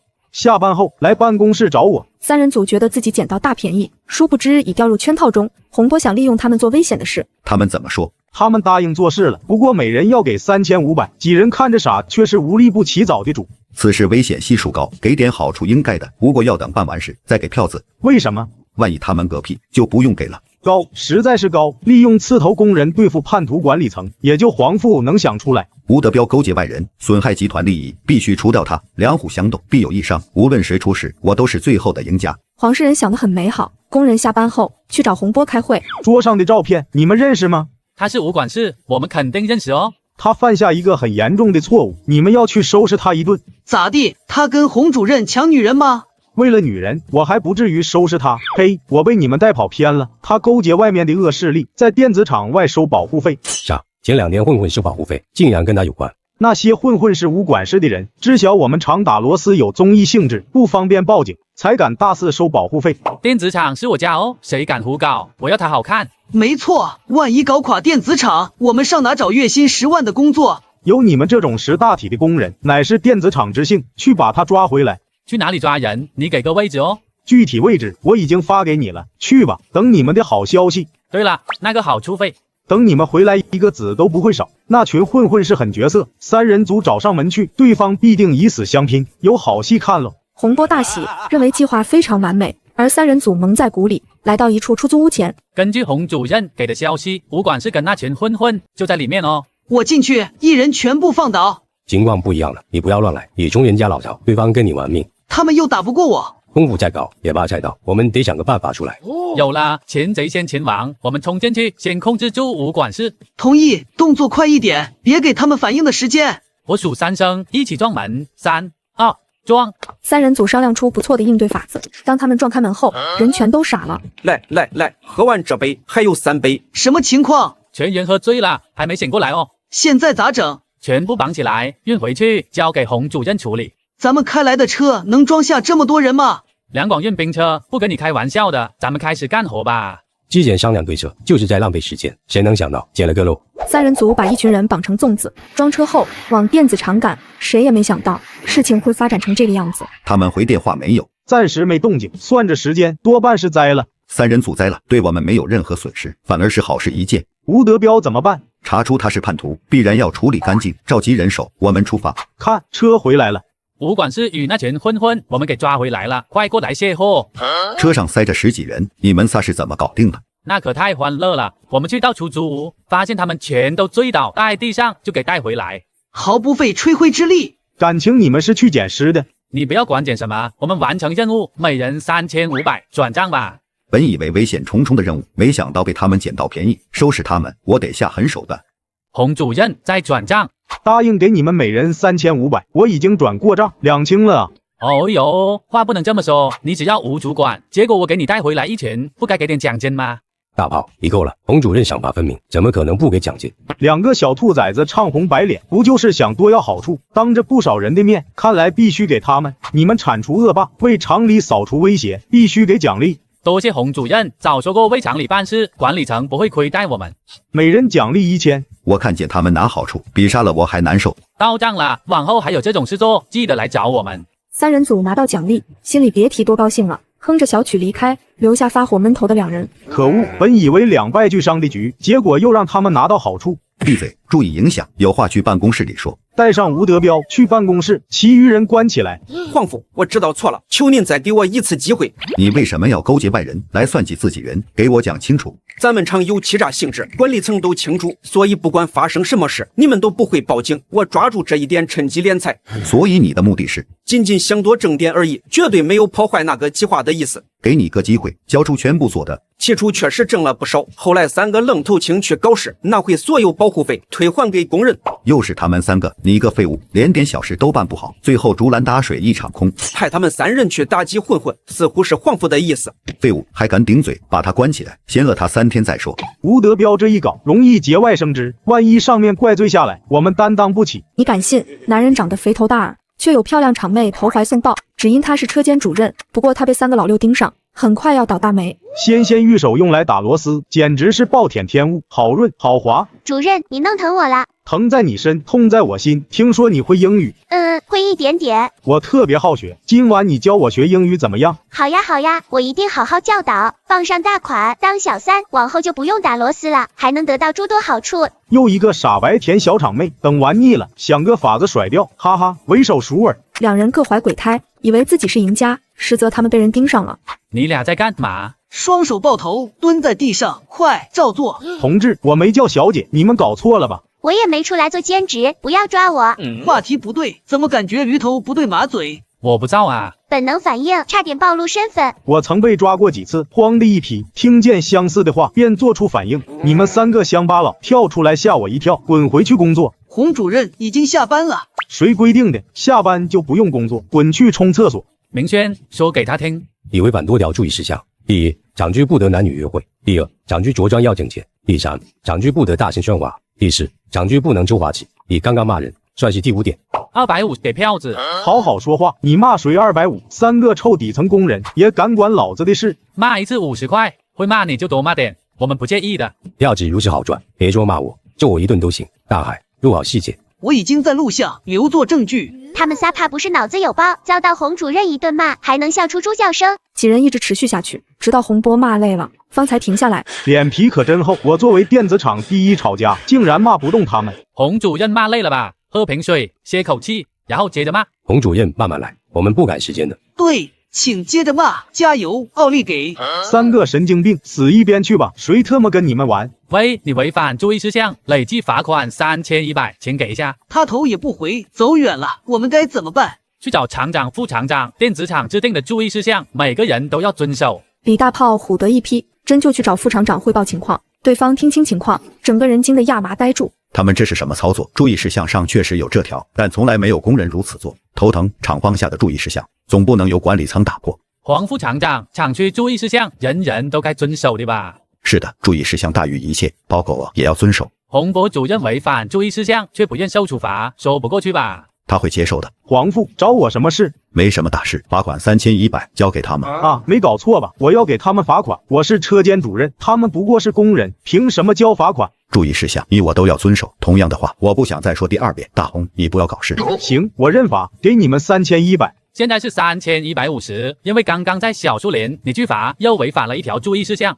行，我给。洪波愤怒啊！差点没把牙齿咬碎。可副厂长施压，他只能照做。三位工友，你们可还满意？满意，相当满意。人人遵守的规矩，我最喜欢了。一天能挣3000多，收入相当可观。我们要谢谢洪主任，他一直在骂，给我们刷业绩，赚到一笔收入，我们去夜市摊上吃点。格局打开，赚票子才是最重要的事。走，去找下一个管理层。三人组态度坚定，决定去干一番事业。黄世仁却头疼不已。他们将处罚管理层当成了发财大计，我的老天，头疼！哪个制定的注意事项？为什么要有这一条？员工可以处罚违规的管理层。注意事项由厂长亲自制定，主要是考虑到平衡工人的心态，而工人畏惧管理层，没谁敢跳出来处罚管理者。结果来了3个愣头青。得当我没说过。从大局考虑，厂方必须承认注意事项，你们自己当心点吧。近期有些管理层飘了，让他们吃点亏也好。最新情报，听说有几个管理层出去喝8+1，创业季的时候到了。我会向上面解释，赶走那3个人的进度得加快了。我将升级战术，这一次必定成功。洪波想出个馊主意，觉得自己又行了，而三人组还沉浸在喜悦中。洪主任出手挺大方，票子也太好赚了。我早说这家电子厂有奔头，不仅薪资高，奖金也非常诱人。随便去捡几个人回来，每人发4500，就问还有谁？不知道为什么，感觉有点困，我要睡觉了。我也是。我说的计划，你们听清楚没有？冲进去之后，是他们霸王硬上弓呗。等洪主任拿着录像机冲进去，我们就说被强行发生关系。没错，计划开始，到时你们裤裆里抹黄泥，不是屎也是屎。洪波站在外面听动静，估摸着时间差不多，当即冲进宿舍，打开灯，整个人傻了眼。我不干净了，你们还我贞操！宿舍号没错，怎么会这样？我不知道啊。李大炮仨人在哪？洪主任在找我吗？你们为什么不待在自己宿舍里？二愣子说隔壁宿舍不干净，非要跟我们换一下，3天前换的宿舍。情报不准，又白折腾了。不等洪波缓过神，李大炮当场暴走。大炮，你听我解释。不听，王八念经，我再也不相信爱情了。我也是。我本将心向明月，待和明月照沟渠，带动了。彻底完蛋，色诱计划破产。反正我是没招了，难题还是由黄父去解决。三人组自我调节能力很强，隔天一早继续打螺丝，近乎疯魔状态。你放配件的速度再快一点。我尽力了，你们慢点不行吗？不行，唯有打螺丝才能让我忘记悲痛。快点，不然就你。收到，我提速。他们3个失恋，非要拿着我折腾，我也是受害者啊，倒霉催的。下班了，开饭。可算是下班了，差点累死我，现在一动都不想动。有点事想找你们聊聊。厂里又要发媳妇了吗？希望发个靠谱点的，长相倒是无所谓。你们猜错了，厂里不发媳妇，3位都是人才，说话又好听，待在电子厂里属实是屈才。我也觉得，黄父又提拔我们当主管嘛。天哪，什么理解能力？他们怕不是碳基生物。副厂长要赶几名工人离开，由于说话太委婉，对方误以为要升职加薪，高兴到手舞足蹈。黄父对工人太好了，在下佩服的五体投地。当主管，咱不是那块料，给18000奖金就行。真是的，张口就来，我有说过什么吗？我也不想当主管，厂里给我发媳妇就行。大白天做美梦，我靠，什么都敢想。他们2个对齐，看来主管非我莫属。停，天还没黑，怎么就开始做梦了？谁规定的？做梦要分时间哦。我来找你们的意思是，此处电子厂庙小，容不下你们3尊大神。没事，我去蹲一下，根本不在乎这些东西。李大炮完全听不懂言外之意，总之没拿到10万月薪是不会离开的。倒是委屈你们了。厂里的月薪高达10万，谈不上委屈，就是发的媳妇不靠谱。你们继续加油，努力工作。黄副厂长挺实诚，知道我们打螺习惯，厂里待遇没跟上，心生愧疚。我早说过，这家电子厂特别温暖，如果有可能，想在这里打一辈子螺丝。我也一样。黄父聊得怎么样？聊不动，根本不在一个频道上。我甚至怀疑他们3兄弟不是人类。那3个家伙确实气人，黄父的脸色都绿了。注意事项罚款以及捐款的路被堵死，眼下收入不大行，又出了叛徒，上面非常恼火，赶不走3人。纵使我想出新办法敛财，多半也会被搅局。既然他们不肯走，往后厂里的所有麻烦事都让他们去做。不错，好想法。上面说我办事不力，要派人过来监督，正好利用3兄弟对付他。黄父，我知道该怎么做了。论阴谋算计，洪波不输任何人，他知晓3人组正直，特意想出一套说辞。洪主任又有好事照顾吗？我哪次找你们不是来送温暖的？洪主任这话倒是真的，我们谢谢你。我对待工人一向友善，以后却是不行了。为什么不？厂里要来一位监察人员，他将盯死全部管理层，往后想多发1分奖金给你们，怕是都不行。我去，这么邪恶？上面的安排，我和黄富只能接受。行了，你们去机场接一下总监。如此邪恶的一个人，谁乐意去接他？我们才不去。对，不鸟他。怨恨的种子已然埋下，他们情绪起来了，日后更好利用。大炮，不要闹情绪，一切以大局为重。行，我们去接新总监。新总监长啥样？我们去接人，总该知道他的信息吧？他叫柳清月。至于照片，我给你们画一张。待到洪波画好肖像，三人组前往机场接新总监。结果等了半天没说一句话。我们来接的人到底长什么样子？大炮，你看这画像，倒是说句话呀。我研究了半小时，硬是没看出对方长啥样，不信你们自己看。确实够抽象，画的什么玩意？怎么看都不像个人。画像没用，只能出绝招了哦。你要干嘛？我是柳清月，我不要脸。不是，还没接到人，先把人得罪了。对方是未来的总监，我们以后怕是没好果子吃。闭嘴，是不要脸了。李大炮一句不靠谱的话，没想到真把人炸出来了。只不过对方很不爽。刘总监，我们是来接你的，现场人太多，我才出此下策哦。行了，赶紧走，简直丢死个人。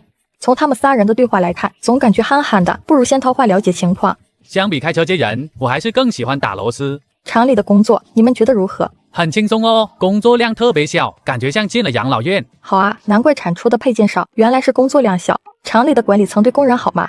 特别好，我愿拜为义父。付费上班，你还这么高兴？月薪10万，付费3000，怎么算都是赚的。而且管理层时常发奖金，早超过3000了。厂里还发媳妇。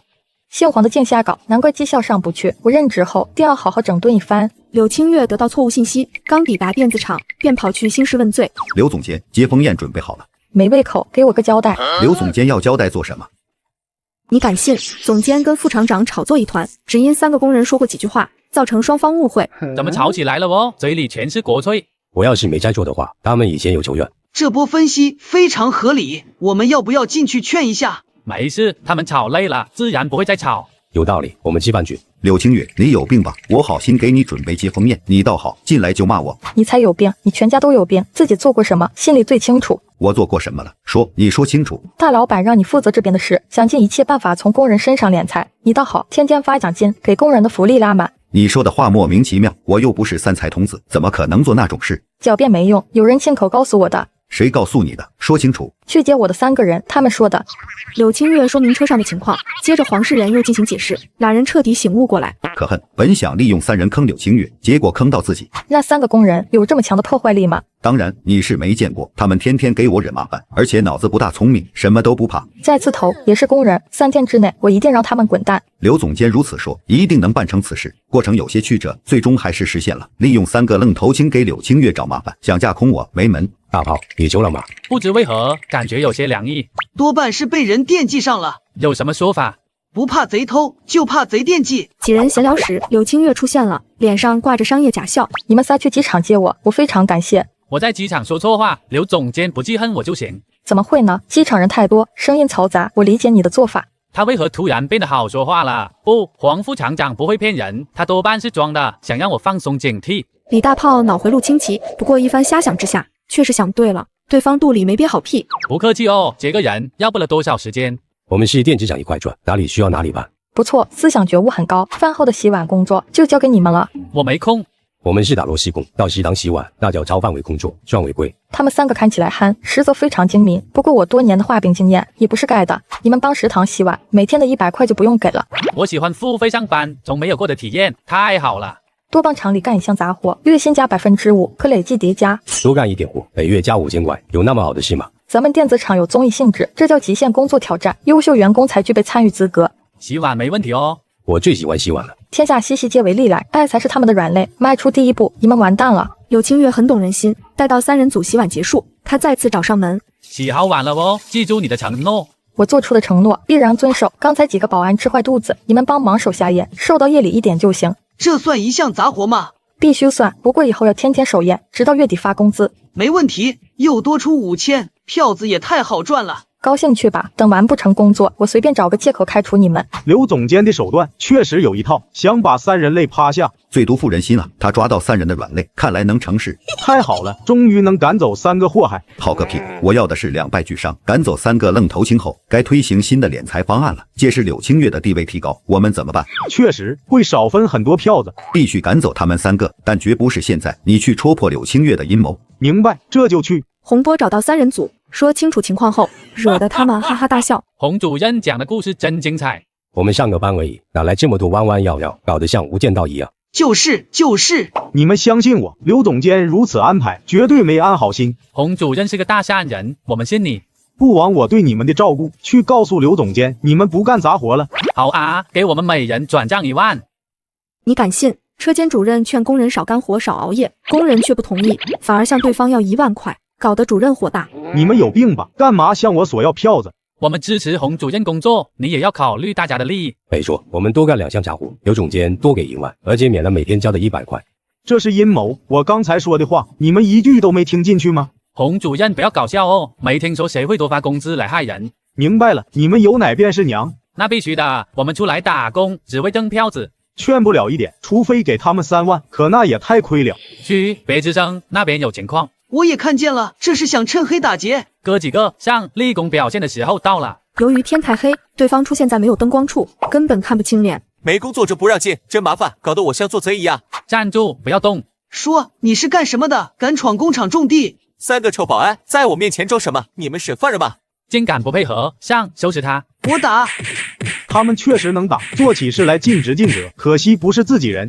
说你为什么要翻墙？好吧，把你妹，说人话。上来就打嘴，你让我怎么说话？太欺负人了。哟，不说话还瞪我，看我怎么收拾你。这个人看起来怎么感觉有些眼熟？洪波说出此话，3人组愣住了，脑子里产生一个奇怪的想法。好啊，原来是你小子。我怎么了？你认识他，说明你们2个有勾结。原来是家贼引外贼，洪主任你怎么解释？你们瞎咧咧什么？我不认识他。洪主任是我，哪怕是忍着嘴巴疼痛，也要说出这句话，不然会被打死。哦，还说你们不认识。洪主任，咱们是叫归是叫，无论谁损害电子厂利益，都是不可原谅的。谁损害厂里利益了？完蛋，根本说不清楚。洪主任认了吧，坦白从宽的道理，你应该懂的。我没做过，你让我认什么？洪波那叫一个急，不知该如何自证清白，更没空管翻墙头的人。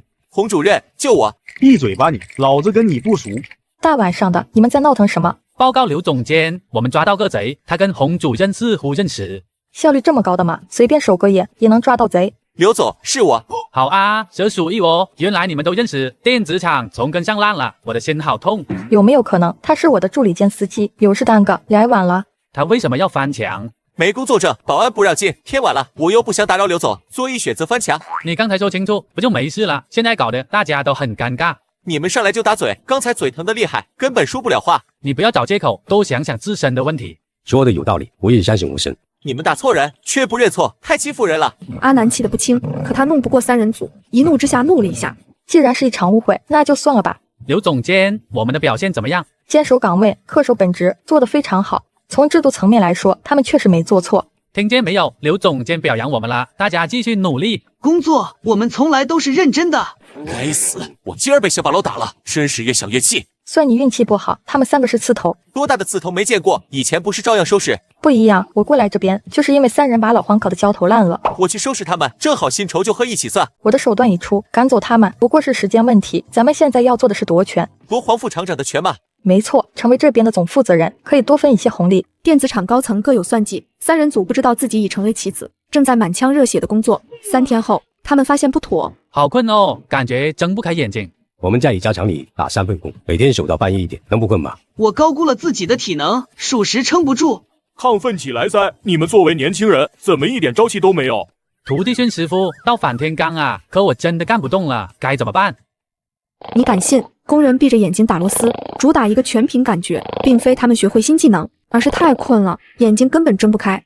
熟能生巧，说的就是我。似乎不是太难，可惜依旧不能睡。你不要做梦想屁吃，闭着眼睛打螺丝，那叫神技。闭着眼睛打螺丝，这又是什么神仙操作？他们没教过我。这是什么造型？挺别致啊！新技能，闭眼打螺丝。开什么国际玩笑？闭着眼还能打螺丝？啥原理？勾股定理吧。又瞎咧咧，做好自己的工作。他们仨不愧是整活小能手，闭着眼睛也能打螺丝。洪波快步走上前，由于3人组闭着眼睛，根本看不清情况。你们感受到没有？做不了是杀鸡。我也感受到了，而且是大蒜味的，离我们很近。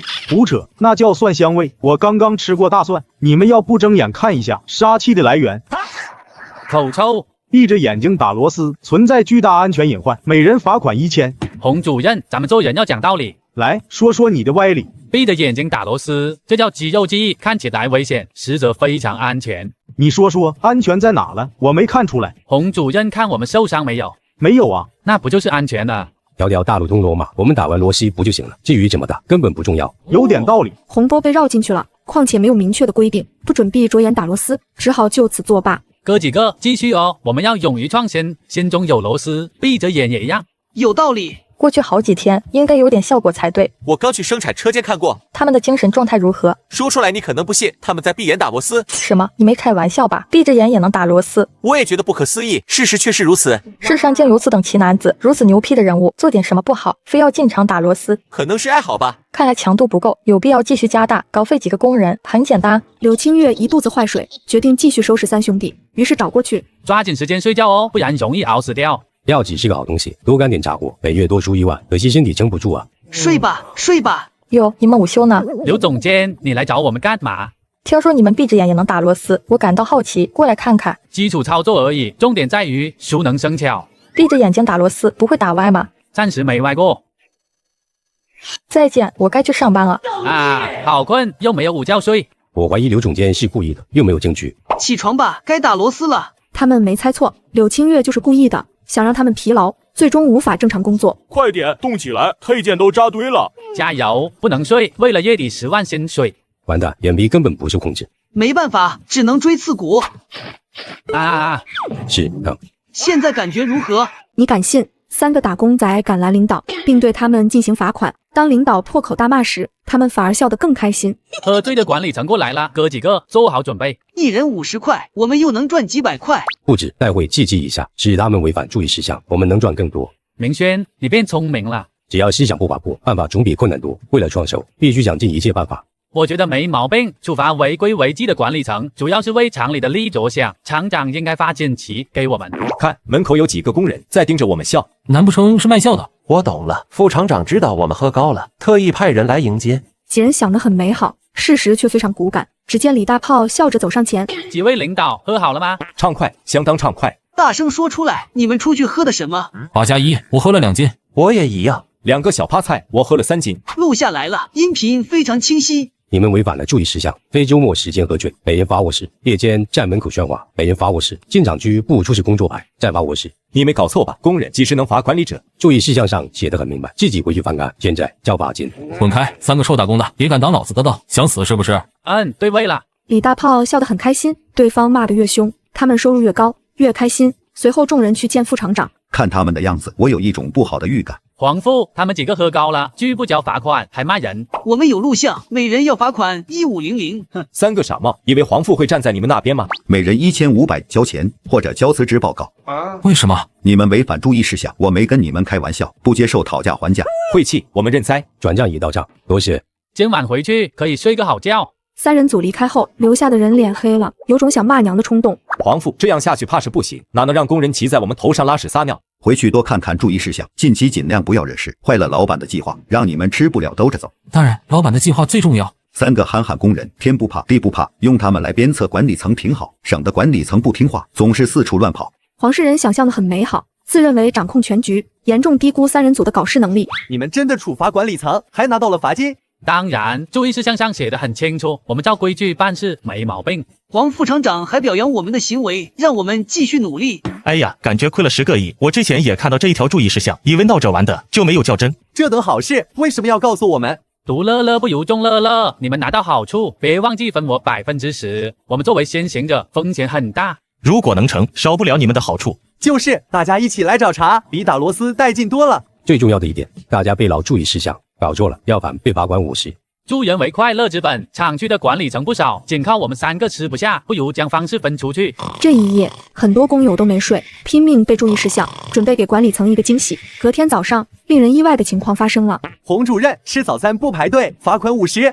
你大爷！我排不排队关你鸟事啊！骂工人罚款50。情况不对，不能再骂了。早餐要吃好，才有精力工作。武管事吃完早餐不收餐具，罚款50。什么？罚我？ 没错，因为你违反了注意事项。不错，孺子可教也。我们这么做完全是为了电职场好，黄副应该会发锦旗给我们吧？必须的。3人组破坏力惊人，仅是随意出手，便搅乱整个厂区秩序。一时间，管理层人人自危，只得召开紧急会议。乱了，全乱了。工人背熟全部注意事项，成天盯着管理层，等待罚款。事态发展完全超乎我的预料，不能继续下去了。引发一切的源头在哪？李大炮、陈从海、王明轩，他们3个鼓动其他工人，才搞成如今的样子。盯死这3人，喜欢玩注意事项，那就用注意事项罚死他们。瞬间精神了，我一定能扛到下班。我去，不是吧？他们为了上班，竟用出如此极端的办法。挑战生理规律注定失败，看他们能熬多久。3人组靠着锥刺股的法子，硬是熬过下午的班。时间来到晚上，他们困得不行。票子最好，但也要量力而行。好困，想睡觉。交付和工作，说的谁不困一样。注意，打起精神来，时刻警惕周围，绝不能让不法分子趁虚而入。是，刘总监。黄世仁那个白痴，随便能搞定的工人，结果他被耍得团团转。刘总监，多出的2项杂活，我们不想干了。嫌我给的太少吗？1项杂活加5件，已经很多了，可身体实在不支持。你们答应干杂活后，签过一份协议，应该记得吧？啊，然后呢？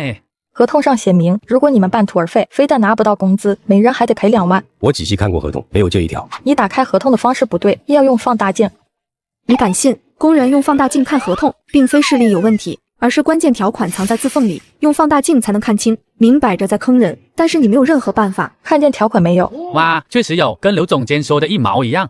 等一下，我来看看。怎么样？确实如此，刘总监没骗我们，可是字体这么小，还藏在字缝里，过分了。字体小不容易被发现，是为了激励你们别放弃。刘总监如此说，似乎有点道理。我从不强迫任何人，你们要是不愿意，现在可以解约，按照合同来就行。柳清月笑得很甜，手段却丝毫不软，搞得3人组头大。一旦停下，全没了，还要倒贴2万，如此高的薪水不容易啊！告诉我你们的选择。继续工作，继续奋斗，我们可以克服困难。同样的，不愧是天生的打螺丝人，我看好你们。记住，不要轻易说放弃。摄影师在暗处录制，你们做得好，说不定能上电视。柳清月笑着离开，以为搞定3人组了，很快就能搞垮他们，却低估了3人的脑洞。兄弟们，为了马票子，苦逼的生活还要继续熬下去，不是个办法，我们快要到极限了。上有政策，下有对策哦。你想到什么办法？赶紧说。我本想恪守职责，但是身体条件不允许，找个没监控的地方睡觉，大晚上的又没人出来巡查。刘总监说有人在暗中录制综艺，我没看到。大晚上光线暗，录个屁啊，铁定在骗人。那好，找个地方睡觉，调好夜里1点的闹钟，等闹钟响再回宿舍睡。3人组进入摸鱼模式，疲劳感得到缓解，隔天上班打螺丝，依旧装出疲惫的样子。我一点都不困，有必要装吗？以你的脑子很难向你解释，总之照做就对了。他们的情况如何？看上去非常困，随时可能晕倒。一旦晕倒，立刻送医务室，然后记旷工。此事已成定局，不用再过多关注。以他们现在的状态，撑不了几天。接下来该对付黄世仁了，你去拉拢一些管理层，我要从他手上夺权。明白，马上去办。这边稍有动作，很快惊动黄世仁，他当即去找3人组。那个女人不简单，我想对付她，还得利用好3个活宝。黄父，你有事吗？刘总监的动作越来越大，我快卷铺盖走人了。黄父，保重，不知你哪天走，我们一定去送你。我也去。加一，他们的脑回路绝了，完全听不出重点所在吗？我对你们如何？很好哦。现在有人要赶我走，你们不应该拦一下吗？应该。黄父别走，话说过了不？我们睡觉。李大炮一手骚操作，直接把黄世仁整不会了，他只得用出绝招。你们帮我做事，每人发5000额外奖励。请黄父指示。好家伙，果然是票子最轻，嘴上说再多，不如来点实际的。刘总监在办公室偷偷开小会，并未开灯，妄图做出对常理不利的事。你们悄悄摸过去，破坏他的计划。问题不大。刘总监忽悠我们签下不合理的合同，赶紧黄父出马，拿回合同。合同在刘总监办公室里，你们过去顺手拿回来，岂不是一石二鸟？有搞头，行动。他们就这样过去，肯定会被锤，最后2败俱伤。我出面收拾残局，找借口赶走3个愣头青和柳清月，简直堪称完美。黄世仁忍不住笑出声，觉得自己是胜利者。可3人组没那么蠢，前面就是总监办公室，我们直接冲进去吗？大家都是熟人，你冲进去，面对面，那得多尴尬。怎么办呢？我早就准备好了，每人一个面具，冲进去吓死他们。又装神弄鬼，我喜欢。他们做了亏心事，一定怕鬼敲门。总之，支持我没错，你们得到的好处能多出50%。好，听刘总监的，明天向上级反映，黄父管理不力，造成损失。阿南，去开门。大晚上的，谁会来敲门？你怕啥？难不成是脏东西？嗨，你好啊。说出来，你们可能不信，我看见阿飘了。你敢信？男人开门后当场吓尿，并非看见自家媳妇，只因他在做亏心事。阿南，大家都是成年人，你说话正常点，吓不到人的。刘总监是真的，他正在用舌头舔我。你还来劲了是吧？哪个阿飘这么有礼貌，进屋前先敲门？大家秘密开会，你少开玩笑。说到底谁来了？说出来，你们又不相信，自己看吧。你们都得死。我专吃脑花。我喜欢星盾。跑了，门口被堵住，逃不了，快跳窗走。这里是2楼，2楼不算高，没事的，赶紧跳吧。阿飘过来了。办公室里乱作一团，众管理层被吓得不轻，纷纷跳窗求生。黄世仁可都乐坏了，哈哈哈！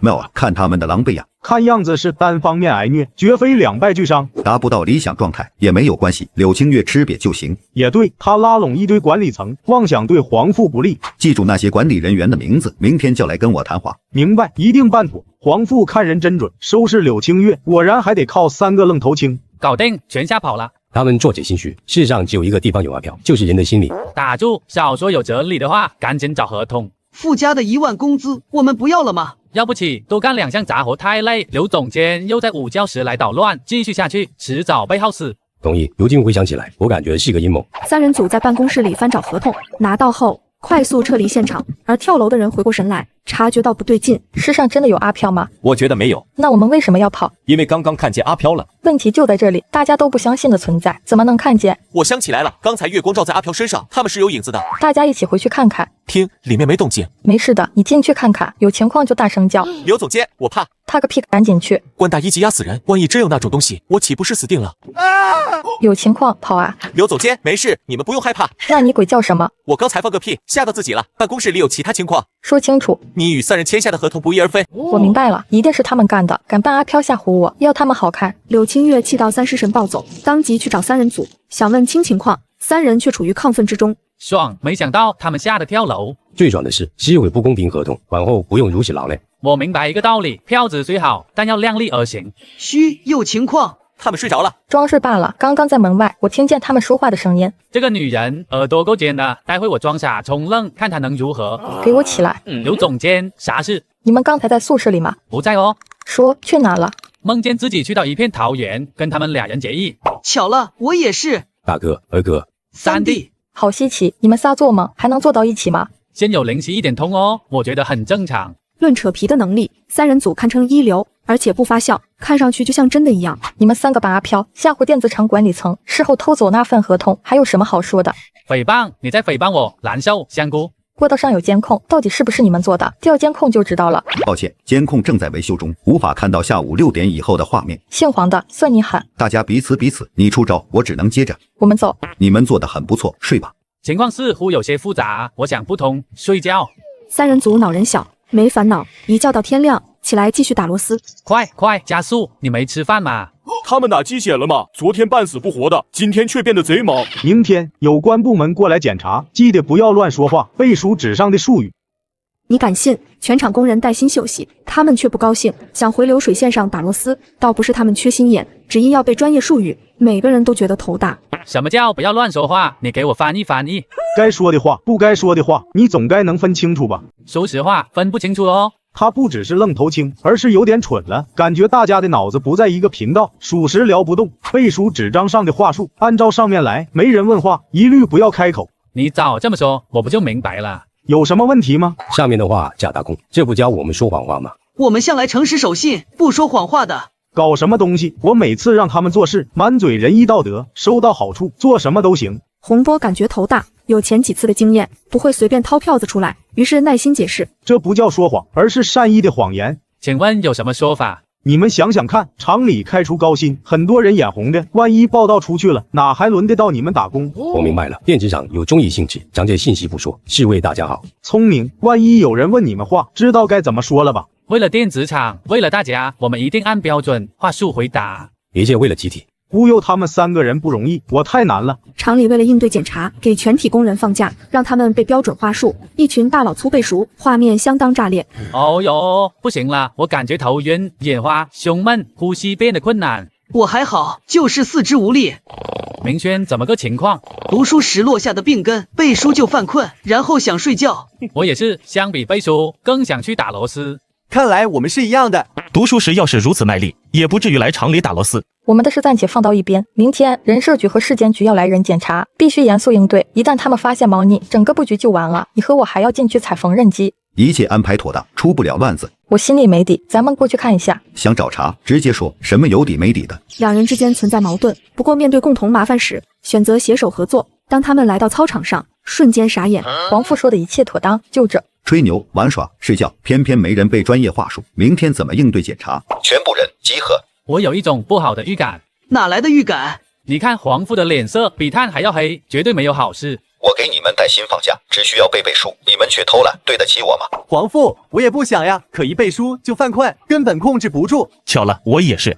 明白了，压力不够，你们挨个来我面前背书，背不过没饭吃。5月12点前背不过，每人罚款500。我瞬间精神了，一点都不困。在高压环境下，全部工人背会专业术语。隔天一早，他们正常上班打螺丝，等着人社局和市监局来检查。王警官要查案子，申请搜查令就好，为何要拿我们的身份做掩护？换个身份，出其不意，效果要更好。我们突击检查也是收到一些风声，才打算过来弄清楚。我的身份还请两位保密。那是当然，出发前签过保密条令的。时间差不多了，他们应该很快就到，大家打起精神来。我们不会出问题，重点是那些工人月薪10万和付费上班的事，绝不能说出来。昨晚检查过，全部人都能背专业术语，理论上不会出问题。几人刚刚聊完，检查的人也就到了。谁是负责人？我是副厂长，欢迎几位领导莅临检查。不用紧张，也就随便看看，如果发现问题，好及时做出整改。欢迎领导指导生产，不知要先看哪一个地方？去生产车间吧。他们并未搞一堆人迎接，从表面上来看，暂时没问题。打螺丝就打螺丝，要求每个动作优美，又不是跳舞，妥妥的形式主义。一旦被查出问题，搞不好要停业整顿，10万月薪就没了。嘘，有人来了哦，你们不要说话。我的天，怕什么来什么，怎么是这3个愣头青在的车间？千万别出事啊！副厂长为应对有关部门检查，提前让全厂工人背专业术语。当检查人员到厂里，他却感觉心里没底，只因车间里有3个天兵。黄副厂长怎么在走？是身体不舒服吗？没有啊，一阵风吹进来，感觉有点凉。我检查生产设备、产出设备。那我去问工人薪酬。工作是长的，大家做好各自的工作，时效性要高一些。祖上保佑，不要问到3个愣头青，过年用猪头拜您老。你们打螺丝的动作非常有特色。完犊子，妥妥的墨菲定律，越怕什么越来什么。黄世仁手里捏把汗，其他管理层也一样，就怕3人组说错话。问一下，你们每天工作几个小时？朝8晚6，中午休息2个小时，标准的8小时工作制。工资薪酬方面如何？每月能拿到8000多，8000多9万2，似乎没有毛病，我没说谎。对于厂里的福利，你感觉如何？只能用6个字来形容：好，很好，非常好。苍天，吓死我了！幸好他不是纯傻子，没搞什么幺蛾子。我有个问题需要反映一下。李大炮话锋一转，电子厂管理层汗流浃背，恨不得堵上李大炮的嘴。有话直说。厂里的工友基本都是男人，望各位领导想想办法，给每人发个媳妇。我都没的，还让我给你安排媳妇，真是过分啊！现在没有包办婚姻的说法，个人婚姻问题要靠自己解决。那我没问题了。吓死个人！小祖宗，你别再开口了。我还有个问题。随着李大炮开口，众管理层再度菊花一紧，但愿他别说漏嘴。你有话都可以说出来，不用顾及任何人。我刚才说了一堆话，感觉口干舌燥，想喝水。立刻去搬矿泉水，安排管理层为工友喝。厂里管理层为工人喝水，我还是第一次听说。企业文化，我们厂一直是这样，3个愣头青不搞事就好，为他们喝水，小事一桩。你那边怎么样？很好，一切合规。我们去其他车间检查。几位领导请。黄世仁心中一松，认为3人组不搞事，其他地方就没问题。接着一行人在他的引导下离开。好险，刚才吓死我了。洪主任，你尿急吗？没有啊。那你怎么满头大汗？还好意思说？被你吓的。之前强调过好几次，对方问话你回答，怎么还反问呢？交流嘛，必定是双向的，简简单方面问答，感觉好假。有道理，有鸡毛道理，说的越多越容易出错。哦，明白了，我去找他们说清楚，刚才是我多嘴。打住，就这样吧，我感觉挺好的。人与人之间的交流为何如此困难？避免他们搞出幺蛾子，我必须死死盯住，直到检查结束。由于黄世仁提前安排妥当，后续检查没有任何问题，几个部门的人乘车离开。如此规范的电子厂，我还是第一次见。各种福利、休闲活动室比我们都好。我觉得不对劲，请问哪里不对？王警官方便聊聊吗？厂里的老板雇他们打螺丝是为了赚票子，绝非享清福。有道理，不过我们的检查已结束，并未发现问题。王警官觉得存在猫腻，只能自己去调查了。我要调查到底，电子厂搞得像休闲度假区一样，本身就不合理。王警官下定决心，而他们一走，电子厂立刻恢复原来。他们总算是走了。口渴，喂我喝水。你怕不是有毛病？口渴自己喝水，难不成还要我喂你？打翻脸比翻书还快哦，我有点不适应。你们继续打螺丝，我有事先撤了。突然翻脸，这种人不能深交。深交是不存在的，我们到厂里打螺丝只为拿高薪。还好他们3人没闹出乱子，不然问题严重了。现在这个局面挺好，大家都能少很多麻烦。说是以了，咱们之间的矛盾该解决一下。支持我的人请举手。看吧，过半了。不，我只承认一种结果，整个电子厂的人一起投票，谁票数多就听谁的。一言为定，明天开整。俩人为争夺话语权，准备展开一场竞争。三人组毫不知情，正在外面逛街。下班后到外面转转也好。说出来，你俩不要害怕，我们被人跟踪了。哪有人跟踪？不要转头，否则会被发现。我们继续往前走。好奇怪哦，听说过跟踪富豪、跟踪律师、跟踪牛马教，怎么回事？狗头军师，你说说看。集中定运镜。我觉得也是。不用你觉得，说了等于没说，对方还跟着吗？我能感觉到他一直跟着，这样下去不是个办法。前面有条偏僻的巷子，我们转进去，埋伏他一步。好哦，就这么干，看看对方想做什么。三人组的主意贼多，敲定方案之后，转进巷子里。哪边比较偏僻，跟进去之后正好问话。来了，哥几个干他！跟踪我们，拿刀来踢。不好，有埋伏，搏击术。这是我的证件，你们看清楚。思腾，早点说出身份，我们就不打你了。挨揍的人似乎是我们。3名工人认真打螺丝，却有10余名管理层围住他们，用放大镜观察。当然不是在学习打螺丝技术，而是在监工，等着工人做错罚款。什么情况？一堆人看着我打螺丝，搞得我好紧张，有个屁都不敢放，只能憋回去。管理层们站着不动，不说话，到底想要做什么？黄副厂长叫我们过来盯着，但凡有违规违纪行为，一定罚死你们，报当日支持。因为你们3人突发奇想，搞得电子厂鸡飞狗跳，必须好好敲打一番。好压抑，感觉压力山大。我是犯了天条吗？一堆管理层盯着我打螺丝，我顶不住了。打螺丝时大声咆哮，违法注意事项，罚款50。不是，嚎一嗓子也要罚款，你们有没有搞错？工作时说话违反注意事项，罚款50。大海，你可别说话了，迟早被罚成穷光蛋。你也说话了，罚50。我靠，真他妈黑，我们被盯上了。我刚去检查过宿舍，存在被子没叠好、洗漱用具乱放等问题，这些行为均违反注意事项，每人累计罚款300。3人组听见罚款，心里那叫一个气啊！可他们开口又要被罚，全员不敢说话，等中午休息吃饭时，才敢说出心中不满。你俩有没有发现我们被盯上了？你的反应有点慢哦，明摆着的事，谁看不出来？实在太过分了，我去找黄副厂长说理。别折腾了，没用的。他们依据注意事项处罚，做法合理合规，而且我们之前利用注意事项牟利，如今处罚落到自己头上，总不能赖账吧？一上午时间，每人被罚500多，继续下去顶不住啊，得想个办法出来。以其人之道还治其人之身，我们唯有加大力度。赞同哦，在哪里跌倒就在哪里爬起来，我们永不服输。陈聪海这么一说，搞得有点小励志，实则是要拿回票子。会议室里，管理层们很开心。结果怎么样？好，非常好。我们盯着3个人，严格遵照注意事项罚款，狠狠地收拾他们一顿。收拾3个愣中的同事，威慑到其他工人，他们不敢再对管理层罚款。几个乡巴佬愣头青，拿什么跟我斗？我只需略微出手，便是他们的极限了。黄副是我们的主心骨，定海神针，您出马，没有摆不平的事。刺头没那么好收拾，明天继续盯3个人，拿下他们的嚣张气焰。我本想利用3个愣头青敲打其他管理层，可他们的做法太离谱，只好先拔掉刺头。黄副，大事不妙了！我什么大风大浪没见过，不急，有话慢慢说。那3个愣头青去检查管理层的宿舍了。什么？你倒是说快点啊！会议结束，我们过去。他们不怕死的吗？刚被我们收拾一顿，还敢作妖？他们根本不知道，大聪明3人组刚搞垮一家厂，不知道何为害怕。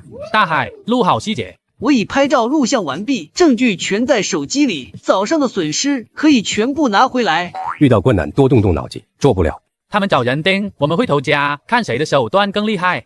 你们私闯管理层宿舍，违反了注意事项。没事哦，罚款50块，我们认罚。明轩念给他们听。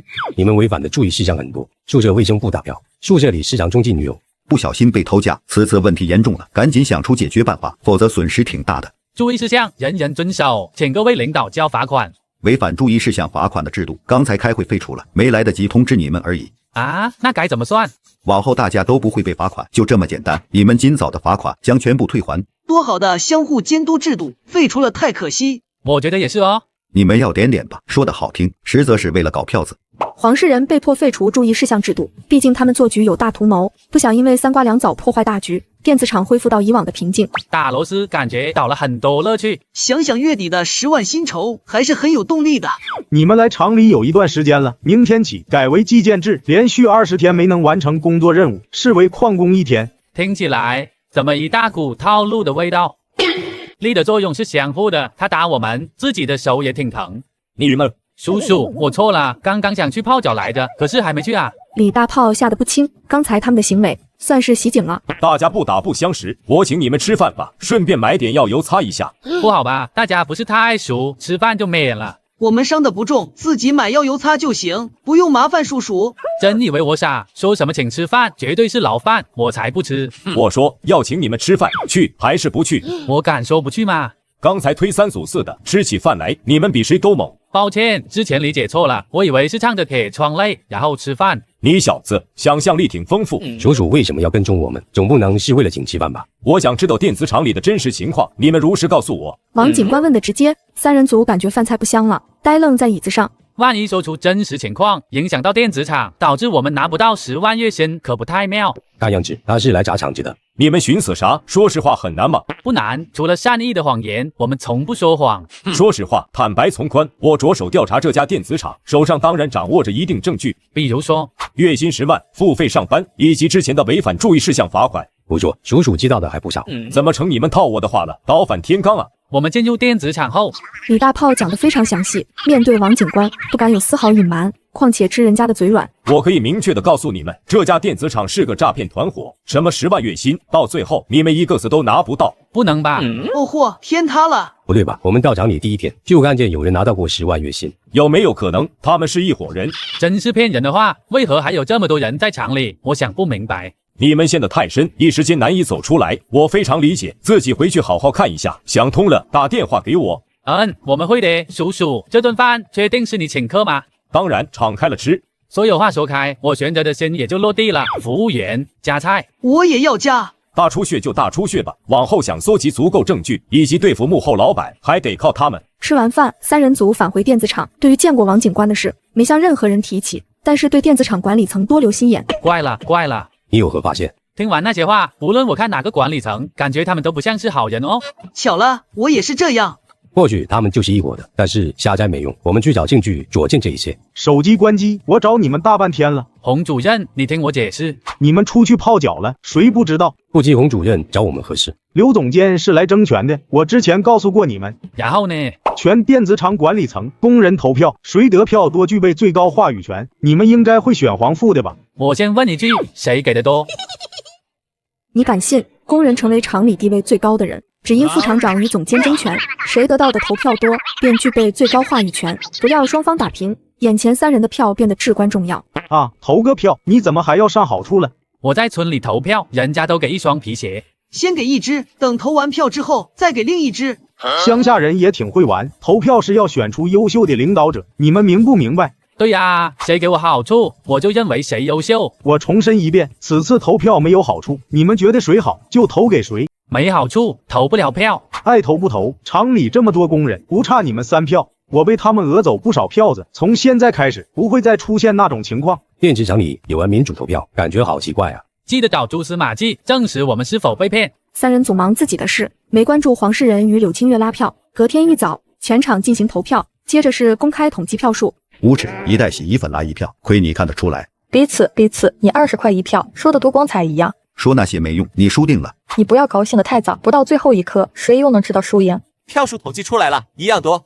什么？你竟然拉到这么多票，没有搞错吧？票数很真实。往后厂里的权利一人一半，律师商量着来。一山不容二虎，一公一母也不行。还有谁没投票？大聪明三兄弟说是不给好处，坚决不投票。靠，又是他们，有这票做什么？阿南去买3箱牛奶。洪主任，赶紧买保健品去。俩人忙碌起来，三人组的票对于他们来说变得至关重要，拿下2票就赢了。看那些投完票的人，还不是要回来打螺丝，没有任何意义。你们没投票，不也要打螺丝？留着票等升职吗？不好说，万一真的升职呢？打螺丝挺辛苦，感谢大家的付出，我特意买了几箱牛奶过来慰问你们3人。不对啊，大家一起打螺丝，为什么就他们3人辛苦？慰问牛马工人，好小众的词汇哦。牛奶里没有毒鼠强吧？你看又说笑，除了3箱牛奶，每人再给100块。刘总监对你们这么好，是不是该把票投给他？你们是来拉票的，不过每票100块也挺良心。李大炮就一普通人，感觉价格很公道，准备答应对方，不料黄世仁也到了。慢着，我出200块，外加每人1盒保健品。王富，你什么意思？你拉票，我也拉票，看谁的手段更高明。我出300。每人400。我去，他们握在手上的票真就升值了。恨啊！我为什么不晚点投票？他们3兄弟手上的票成香某某了。起初我就是想要双鞋子，没想到票会变得如此金贵。我奉陪到底，500。我出600。他们不断出价，很快来到2000，差点没气死其他工人。一票值2000，我直接亏出翔。弱弱的问一句，可以重新投票吗？不可以，每人只有一次机会，你们手上没票，在一旁看着就行。你们怎么停了？继续加价。没错，价高者得。我加价，皇父也跟着加，最后便宜了外人，属实不划算。 3个愣头青又等着捞好处，绝不能便宜他们。每票就2000，你们要投给谁，自己选择。没错，不会再往上加价了。你们这样做，我很难办哦。继续打螺丝吧。3人组已然意识到自己手里的票很重要，不会轻易投出去，却愁坏2人。但是他们没有继续竞价，各自带人离开。我至少要拿到2票，你想个办法出来。 私底下找过去，答应多给他们一点，应该能成。立刻去吧，免得又被那个女人捷足先登。我做事讲的就是效率。刘总监决定开价2500买你们手上的票。大炮怎么说？2500确实不少了。既然刘总监想要，那我出价2600。你来捣什么乱？好险，差点被你捷足先登。现在我到了，你没有任何机会。2人没有急着加价，而是炒作一团。 相互问候祖宗18代，打住！炒多了伤感情，谁能满足我们的小要求，票就投给谁。除了赔税，其他要求都行。你咋了，洪主任？我们无冤无仇，你为何要恶心我？就是我们对男人不感兴趣，哪怕去包饺也指点你其实。时间有限，少扯皮，说吧，什么要求？肚子饿，我想吃宵夜，烧烤、蛋糕、粥，不知你们要吃哪种？小孩子才做选择哦，我全都要。好嘞，我马上去买。 我先忍着你们，等拿到选票再说。我也去买这些东西。慢着，你去买海鲜大杂烩，要3人份的哦。好，我一定在他的先回来。2个管理层为了拿到选票，按照李大炮说的办，殊不知被耍了。大炮，你的操作有些奇怪。 皇父和刘总监是厂里的大人物，谁都不好得罪，索性让他们的手下去做事，谁没做到就把票投给另一人。确实，一张选票2000多，够可以的。你这么做，难道不是因为肚子饿，想要吃宵夜了？资源摆在眼前，我们要学会合理运用。再说，买来的宵夜是大家一起吃。你的做法相当合理，当时没参与投票是对的。 随后2人买来食物，3人组大快朵颐，吃的那叫一个香，好吃爽啊！如此丰盛的宵夜，好久没吃到了。你们喜欢吃就好，不知票投给谁？我买的宵夜更贵，当然是投给我。放屁！你说了不算数。别到了，我想喝奶茶。了然，我马上去买。感觉嘴好淡，要是有小麦果汁喝就更好了。明白，马上有。如此喜欢长你的管理层，真的好吗？ 他们自愿的哦。就是我的话还没说完，阿南抢着就去了。厂里的管理层通情达理，换做其他厂根本不敢多想。洪波和阿南的效率很高，不到1刻钟，他们买好东西回来。票该投了吧？我扛来1件小麦果汁，比他的3杯奶茶贵，投我这边。你们这个样子让我很难办。一点都不难办，你们想投谁自己决定。没错，谁都强迫不了。 为了不得罪人，只能继续看他们谁能撑到最后。听说隔壁街的烤鸭好吃，我去买。街头的烧鸡也不错，我切。希望他们之中有一人放弃，否则我们会被撑死。撑死总比饿死强。别说死不死的，活着不好吗？3人组不断折腾2人，直到大半夜，依旧没人肯放弃。现在怎么说？好撑啊，困了，明早再说吧。混蛋，你耍我！哥手上有票，祝你们睡个好觉，晚安。 忍住，忍住！皇父不能失去这3票，就像西方不能失去耶路撒冷。忙活大半夜，拉到票没有？没有，洪波也在场，他搅了局。就算拉票不成，也不该现在才回来。提起来就火大，他们3个太过分了。他们意识到手里的选票很重要，往后的要求会越来越过分，不能继续这样下去。刘总监的意思是，明天我跟皇父商量对策。柳清月看出问题所在，隔天一早，他跟黄世仁商量对策。 决定用丢骰子的办法分输赢，和气，相当儿戏。闭嘴，不要捣乱，以免影响他们丢骰子。等等，我想投票。一口价，每票2600，你们投不投？投，3票全投皇父，现金还是转账？转账。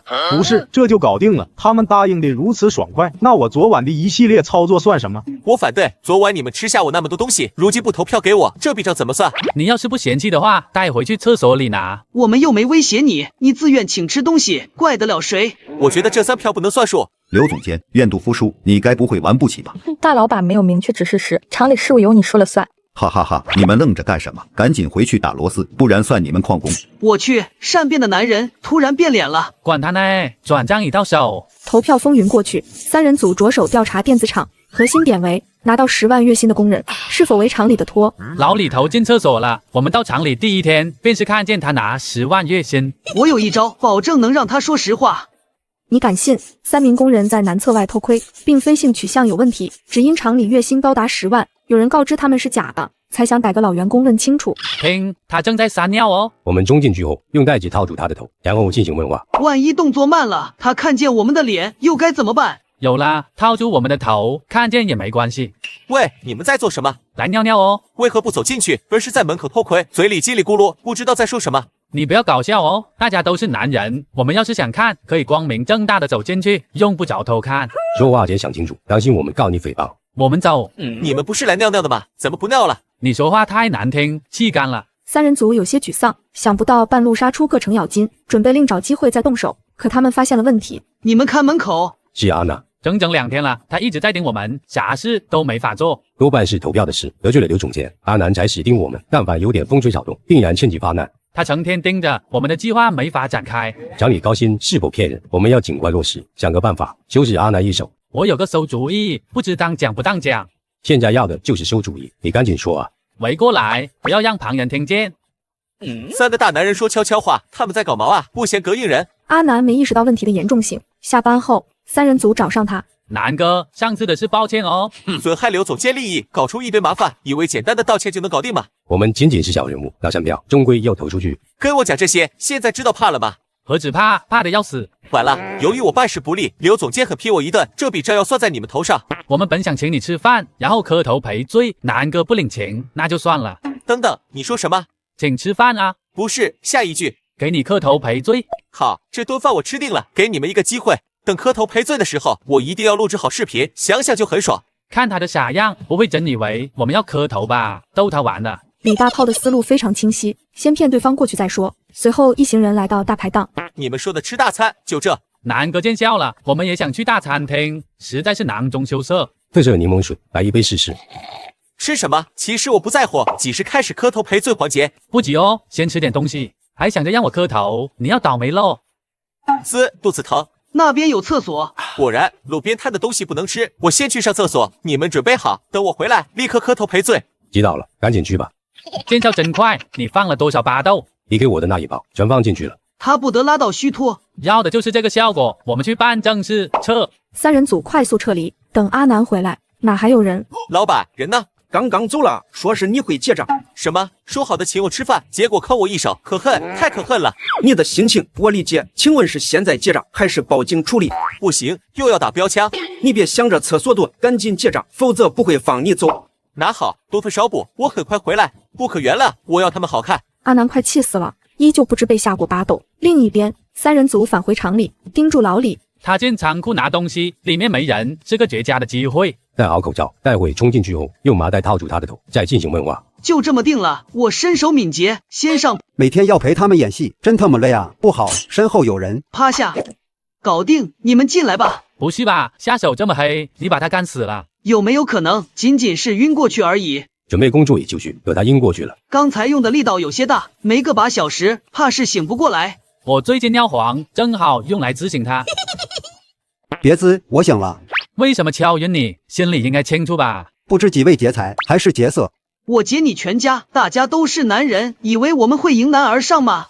请不要伤害我，你们想要什么都行，我绝不反抗。你拿过10万月薪，不知是真的还是演戏。糟糕，突然问起这事，不知是哪个工人开智了。不说话，嘴挺硬，希望你的骨头更硬。等等，我说是真的，厂里承诺的各项福利从来不骗人。你犹豫了，有理由怀疑你在骗我。哥几个都拿。3人组果断动手，刚碰到对方一下，什么都说了。10万月薪是假，综艺性打螺丝也是假，我在配合他们演戏。天哪，人与人之间的信任去哪了？世上还有什么是真的？付费上班啊，这个绝对保真。付费上班却不给高额月薪，那不是骗人吗？准确来说，骗啥子？你在骂？瞅你就来气！快住手，别打了，又不是我骗你们的。说谁在骗人？黄副厂长、刘总监、全部管理层，还有一部分假装工人的托。对了，上次厂里发媳妇也是假的，目的是为了收拾那3个憨憨。骗子，全是骗子，我的心好痛。躺下吧你！陈聪海敲晕老李，接着3人组进行密谋，眼里带着火气。花言套路深，我聪明的像猴一样，没想到你会被骗。那位警官没骗我们，我的10万月薪现在该怎么办？先将老李绑起来，然后去找黄副厂长，想办法要一部分工资。对，不能白干。再然后呢？联系那位警官，让这群骗子付出代价。对，就这么办。我发誓再也不吃大排档的东西，差点没拉死。我服了你，去跟踪3人，结果把自己送进医院。主要是食物不卫生，吃完后一直打标枪，根本停不下来。我过去接你的时候，医生告诉我你吃过大量巴豆，多半被人下药了。什么下药？肯定是那3个家伙，难怪请我吃饭就没安好心。阿南气到发抖，回想起轰炸公厕的场景，心底升起痛苦与屈辱。恰巧3人组路过，讨薪必须成功。我没指望拿到全部薪水，但10分之一还是要的。重点是不能说穿，万一对方察觉到异样，我们的处境很危险。你们3个给我站住！南哥回来了，我们有事找黄副，回头再聊啊。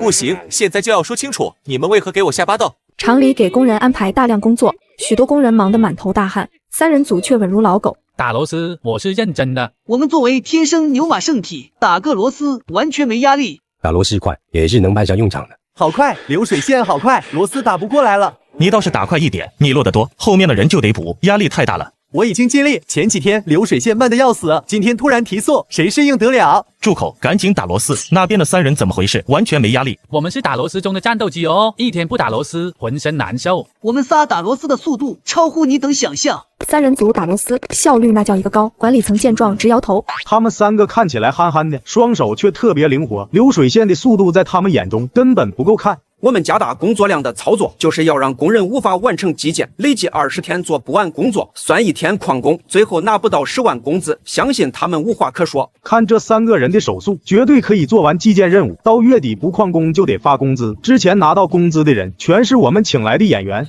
3人不好控制啊，我们该怎么办？3个屌毛看见他们就来气，绝不能让他们拿到10万月薪。走去见黄副厂长。阿 T， 大白天天气热，你怎么打喷嚏？不知道哦，我感觉后脊背发凉，怕不是有人想害我。你多少有点被害妄想症。你说的对哦，可能最近压力太大，所以疑神疑鬼的。李大炮的直觉很准，电子厂管理层确实在密谋，准备对付他们。看来加大工作量这一招对3人没有用。他们的手速太快，流水线的速度在他们面前根本不够看。几颗老鼠屎搅坏一锅粥，要不开除他们得了。也好，不过你们要记住一点，动静不宜太大，免得引起其他工人猜忌。明白，我们会做好这件事，让他们滚蛋也好，省得碍眼。洪波得到上级指示，认为可以随意收拾3人，实则严重低估对方的实力。打螺丝索然无味，我快睡着了哦。整个车间就我们3人能跟上节奏，我有一种不好的预感。我们能完成工作内容有什么问题吗？当你太特别时，就是一类，总之不太好。宣布一件悲伤的事，你们3个被辞退了，提桶走人吧。我确定一下，真的被辞退了吗？看吧，早说他的脑子不正常，得知自己被辞退，还高兴的像个二傻子。既然你们没异议，那就收拾东西走吧。1个月10万块，每天按3300算，我们干了4天，总计13200，现金还是转账？没干满30天不发工资，我们之前说过的。对哦，你们也说过不会辞退任何工人。辞退我们的理由是什么？你要说明白。不要你们干活了就滚，没那么多为什么。你在欺负我，我不怕。确实欺负人，我们在厂里付费上班，你连100块都不给，就要将我们赶走，没这种说法。不错，我们不是好欺负的。呦，一个个握拳做什么？想要打我不成？来啊，有种动手！揍他，打出翔！陈聪海是个暴脾气，冲上去就是一顿猛锤。另外2人上去帮忙，打得洪波哇哇叫。哎呦，别打了，你们打人是犯法的。谁欺负我，我就揍谁，剩下的打完之后再说。3个人是虎逼，我得赶紧去请黄副厂长。什么闹这么大？洪波怎么做事的？那3个人也挺虎，看直接动手。洪波正在被揍，现在该怎么办？我亲自过去处理。二傻子，让他别闹出动静，结果搞这么大。黄世仁感觉头疼，等他来到车间，洪波已经鼻青脸肿。黄副，他们打我，你要帮我出气。有话好好说，你们怎么能动手呢？说不了一点，人是我打的，与其他人无关。你们出手打人，现在要辞退你们，没毛病了吧？不行哦，我们做错事必须接受惩罚。对，报警。等等，不能报，我们做的事不能见光，引来条子，岂不是完蛋了？没有哦，你怕不是喝高了，头晕。医生说我刚才闹肚子是因为吃过大量巴豆。请问你为什么要吃巴豆？我疯了，知道是巴豆还吃，分明是你们给我下巴豆。有证据吗？李大炮反问出声，没理由主动承认。阿南表示不服，狡辩没有用，4个人出去吃东西，你们仨没事，就我吃的食物里有巴豆，敢说不是你们下的毒？有没有可能，老板看你的样子太嚣张，故意给你下巴豆？有没有可能我是你爹？你咋还骂人呢？真没素质！狗咬了你，难道你还要咬回去？我们不要搭理他。回来，事情没说清楚，谁都不许走。不用急，等我们收网时再好好教训他们。吃亏的人不是柳清月，自然劝说阿南，毕竟他要以大局为重。另一边，三人组找到黄世仁，你们来找我有事吗？皇父，刚才家里来电话，说是老母猪难产，急需票子请兽医，我想预支1万工资。老母猪会难产的吗？皇父，救命啊！我弟攀爬变压器，双手当场报废，急需票子做手术。你弟的命挺大。我哥被骗到境外，对方索要大额赎金，恳求皇父预支半个月工资。好家伙，全跑来要工资，可他们编的小故事也太离谱了点。黄世仁打量三人，如同看傻子，没有任何动容。难处每个人都会有，希望你们尽早克服。皇父，那预支工资的事，我很想帮你们，但是没办法，厂里有明确规定，全勤干到月底才能发工资。这个死骗子打算一毛不拔，不行，我必须想办法从他手上要点工资。皇父，我是厂里一块砖，哪里需要哪里搬，现在预支1、2万，很合理啊。天大地大，制度最大。我知道你们的难处，但是诉求不合理，没法提前预支工资。厂里倡导人性化管理，我们在厂里当牛做马，皇父应该为我们考虑一下。制度就是制度，我没法更改。皇父，你不要逼我。三位义父，求求你们放过我，厂里的制度不是我说了算。不对啊，我竟想跪下喊他义父，他怎么先跪了？完全不给活路走。儿啊，我们是你义父，让你预支10%的工资，不是挺方便？有道理。不是，我都叫义父了，你们就不能照顾我一下？黄世仁心里苦啊，给三人组占了便宜，对方却不肯罢休，找谁说理去？我们理解你，你也该理解我们，这才叫理解万岁。打！啥情况？吓我一激灵。依我看，梁天凤犯了。皇父，你们对他做了什么？啥也没做哦，刚才聊得挺好，突然就不行了。呼吸性碱中毒，你们还不走，这是气到皇父了。该不会闹出人命吧？这个真不好说。你们3个，我还有事，先走了。我也是，家里着火。我老婆生孩子。三人组可不傻，听见要出事，赶紧脚底抹油开溜。殊不知中计了。皇父，醒醒，他们已离开。小样，凭那点微末导航也配来找我预支工资？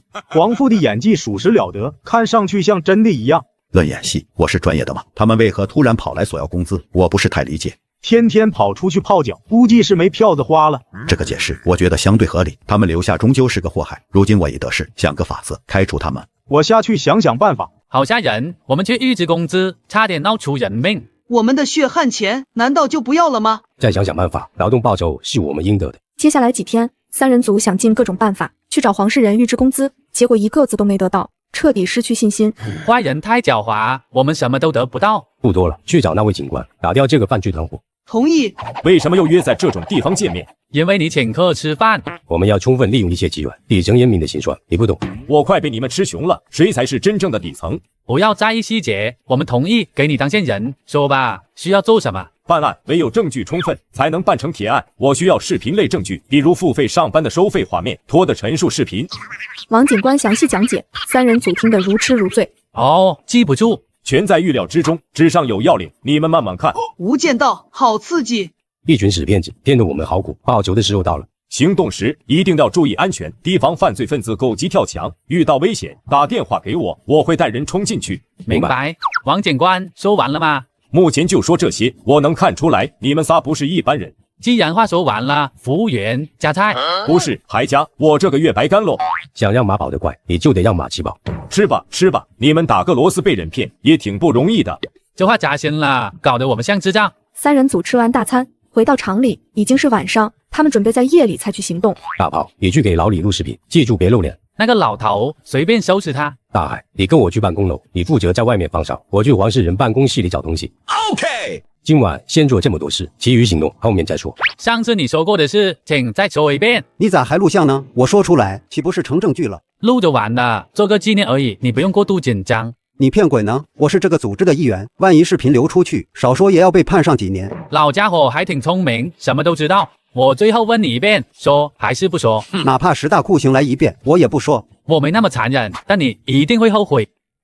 你敢信？男人拿臭袜子塞到大爷嘴里，却一点都不残忍，只因对方当犯罪分子的托，搞出付费上班骗局，收割牛马血汗钱。哼，后悔不怕告诉你，我字典里没有后悔这2个字。看个盗版字典，还给你整出成就感来了。你管我？从现在开始，我一句话都不会说。好，嘴够硬，希望你能撑到最后。李大炮不再跟对方废话，脱下臭袜子的瞬间，世界安静了。他要干什么？该不会做那种惨无人道的事吧？小飞棍来喽，快张嘴！呜，我不张嘴，看你能奈我何？小样，跟我闹，你有种憋气1小时。难受，憋不住了。进去吧你，好好享受欢乐时光。我的袜子很上头。呜是什么意思？我不懂哦。早点配合不就对了？为何非要吃苦头？好臭，好酸，我不干净了。你可以说话了吗？我说，我全都说。臭袜子拿远点。搞定，简直不要太轻松，不知明轩他们如何了。李大炮第一次当线人，心里没底啊，始终担心另外2个好兄弟。好，很好，马上要整了。保安过来巡楼，赶紧走。稍等，马上好。不是，你有没有搞错？我们过来搜集证据，你倒好，在这里玩扫雷。帮你凸显，这样才奇迹。东西拷贝加硬盘你了，张不遮。当线人似乎没什么难度，以我的实力足以当特工了。没错，而且是王牌特工。打住，小吹牛皮，录到牢里的口述没有？小事已搞定，发给王警官了。咱们开局还不错，需继续努力。接下来2天，3人组白天打螺丝，下班抓紧吃饭休息，入夜后则搜集各种证据。不料黄世仁有所察觉，厂里的事你说了算，喊我过来做什么？晚上睡觉，我总感觉心里不踏实。什么？你该不会想睡我吧？你看，又想多了。3天没见到牢里，他就像人间蒸发一样，使我心里不踏实。我们在做的是较为特殊，大意不得，必须确定牢里去了哪。我的想法是，发动全部工人，先在厂里找找看。就这么定了，大局为重，个人恩怨先放下。老李失踪了，放假1天，全员找老李。打开广播喊一嗓子，他听到自然会出来，没必要搞这么麻烦。谁最先找到人，奖1万块。我们去找人。我们怎么办？稳住，莫忘。 3人组的心理素质非常好，跟着众工人出去找老李，悄悄跑到仓库，准备把人藏得更隐蔽点。结果洪波也找到仓库里。你们3个有一套，这么快就能找到人？废话，人都是我们绑来的。幸好全有蒙面，不然等老李醒过来，身份就暴露了。你们傻站着干嘛？过来搭把手，送老李去医务室。我们来帮忙了。到底怎么回事？皇父，我被绑了，他们简直不是人。别哭，好好说话。对方问我话，关于付费上班和10万月薪。你怎么说的？ 我人老骨头硬，尽管他们用各种手段折磨，也没能撬开我的嘴。多半是工人干的，他们关注到这方面是个危险信号。老李，你能认出对方吗？不是我套头，就是他们戴面具，没法认出长相。对了，可以分辨声音，其中一个人的口音很怪。通知保安锁死大门，不能放任何人出去，让全体工人集合。想搅局，但我财路绝不可饶恕。工人在操场上集合后，老李准备听声辨人，3人组瑟瑟发抖。我有一种不好的预感。稳住，没事的。 接触时不是他戴头套，就是我们戴面具。声音穿过一些介质时会发生改变。当老李走到你们面前时，说一句“小飞棍来了”，听清楚没有？清楚。你说“小飞棍来了”，不是下一个“小飞棍来喽”，也不是到你了。怎么就轮到我了？好紧张，想撒尿。发什么呆？赶快说话，该不会是你吧？快说小飞棍来了！我的声音太有特色，说出这句话大概率会暴露。赶紧说话，别逼我抽你。 没办法了，随便应付一下。小 NO 啊，来喽！是他，是他，就是他。我不是哪吒。你们好好说话。是他绑的我，刚才那句话错不了。我都不知道自己在说什么，你怎么能听清楚？你的声音那么怪，刚开口我就知道了。什么叫声音怪哦？你好好说话，不要搞地域黑。李大炮看向周围，数名保安朝他靠近，显然跟黄世仁是一伙的。谁敢动我兄弟，我削他！我想起来了，当时有3个人说话。 错不了，就是他们3个，难怪最近行为异常，多半在准备搞事。好啊，看着你们3个瓜，想不到还有这种脑子，倒是小瞧你们了。人人都说我瓜，其实我机智的一批。怎么回事？似乎是他们3兄弟绑了老李，也不知为什么。你傻呀，绑人定然是为了劫色。有道理。闭嘴，有鸡毛道理！你们少在那里瞎咧咧。上，按住他们3人。 阿南带人去帮忙。我早就想锤他们3个，现在好了，新仇旧恨一起算。少林俗家弟子不惜惜。陈天海确实能打，轻松放倒几个人，表示无压力。可终究在人家地盘上，黄世仁有的是手段。他们3个是竞争对手派来的屌毛，绑了老李，想搞垮我们电子厂，厂一垮10万月薪就拿不到了。大伙能答应吗？不答应。剔除奸细，人人有责，不能让他们霍霍咱们电子厂。谁帮忙抓住他们？奖500。叛徒可耻！我看错你们了。 停！大家听我说，10万月薪是骗局，付费上班，他们借机敛财。老李等人能拿到10万月薪，是他们请来的多。至于进厂工人，全在最后几天出现旷工，吸取转紧拿公鸡的饥渴。大家醒醒，全是套路！事情已戳穿，三人组索性说出实情，工人们却半信半疑。黄世仁立马稳住军心。公道自在人心，还记得捐款活动吗？很多人都受益了。谁真谁假，嘴上说了不算，先把他们抓起来，再进行对峙。没错，先抓人。此事关乎到我们的利益，必须弄清楚。为了500块抓人，一群二傻子，连是非对错都分不清。大海，你一人能挡住吗？你当我是超人吗？别愣着，快跑！追，拿下3个叛徒。三人组只得四处乱跑，身后一群人追着跑，很快能堵住他们。联系王警官没有？打过电话，正在通话中，暂时联系不上。他不能晚点通话哦，要是落到黄世仁手上，多半会被毒打一顿。我觉得吧，杀人灭口的可能性更大。快跑，进宿舍楼后，把门反锁起来，可以多坚持一会。好活，完了！上，摁住他们！一夫当关，万夫莫开，来战！陈聪海气势如虹，结果没有任何意外，三人组被控制住了，五花大绑送到黄世仁身前。好啊，你们怎么不跑了？你没病吧？我被绑成螃蟹，还怎要跑？解开绳子，你看我跑不跑？嘴硬，我让你嘴硬，不知道死字怎么写是吧？不是说要问话吗？怎么还打上了？对呀，流程搞错了。带下去问话，全程录像，事后给大家一个交代。一群蠢货，没脑子，我随便说几句话也能忽悠他们。他们的残暴本性暴露，该不会真要杀掉我们吧？说你们在替谁做事？为正义。说得好，我欣赏有正义感的人。洪主任捶他们一顿。装傻不好吗？非要深入了解情况，这罪是你们自找的。等等，我说我们是警方的线人，识趣点，赶紧放人，还能争取宽大处理。李大炮的话一出口，全场鸦雀无声，接着大笑声响起。你们在讲笑话吗？你们发现厂里的秘密，确实让我感到惊讶。可为保命扯上条子，那就过了。条子找你们3脑残做线人，他疯了吗？世界好奇怪，说谎话有人信，实话却没人信。有些事我也搞不懂。再不说实话，我让你们做太监。不要啊，我们老李家18代单传，你不能干那种缺德事。我家19代。我家20代。我不是来听你们比大的，说出谁在指使你们做事。警方啊，我已经说过了，我用严格担保，就是警方。好，嘴硬是吧？把李大炮阉了。我没那个技术，只能全部切下来。等等，不公平！为什么最先受伤的人是我？看你不顺眼呗。阿南，动手！你别过来！李大炮吓尿了，想不到自己出来打个工，竟遇上如此危险的事。此时，王警官完成部署，各小组汇报情况：1组就位，2组就位，3组就位，全体都有行动。同志，请问有什么事？他是名册上的人，抓捕。同志，是不是搞错了？我没犯事啊。抓的就是你，错不了，有话回去再说。王明轩之前拷贝过资料，其中有一份成员名册，附带简介、照片，倒是方便警方抓人。另一边，李大炮还在遭罪。不要压麦袋！这次挑破你的裤子，下一次割的一定是那玩意。不想变太监，那就赶紧说实话。我就没说过谎。你们觉得幕后主使是谁，那就是谁，可以吗？对，大家都不用伤脑筋，有点道理啊。闭嘴，有鸡毛道理。给过你们机会的事，自己不中用。割下来，拿去喂狗，想想就很美妙。等一下，要不腌成腊肉，给我留个念想。不闹了，看刀！全部抱头蹲下。那个谁，放下武器。同志，别开枪，我投降了。王警官，救命啊！我差点变太监。他们3个是线人，赶紧松开。好奸诈的条子，弄3个憨憨当线人，令人难以防备。我失算了。王警官控制住现场，将柳清月等人押到外面。3人组重振雄风。说你们的幕后老板是谁？我级别低，不知道啊。拿刀来，我让他变太监。不要啊，同志，救命！住手，别乱来，他已被控制住，现在伤他叫犯罪。误会了，我审他是想帮你们问出幕后老板。幕后黑手曾老板，我们昨天就抓住了，所以你不用审。不可能，曾老板做事小心谨慎，你们抓不住他。说的没错，曾老板做盘多年，从没出过问题。那是没遇到我，等你们到局子里，自然能看见他，全部带走。带走，通通带走。你们几个也跟我走一趟。我们是线人，外加受害者身份，总不能一起抓了吧？别怕，协助调查而已。你们此次有功，锦旗和奖金少不了。那感情好，我们赶紧走吧。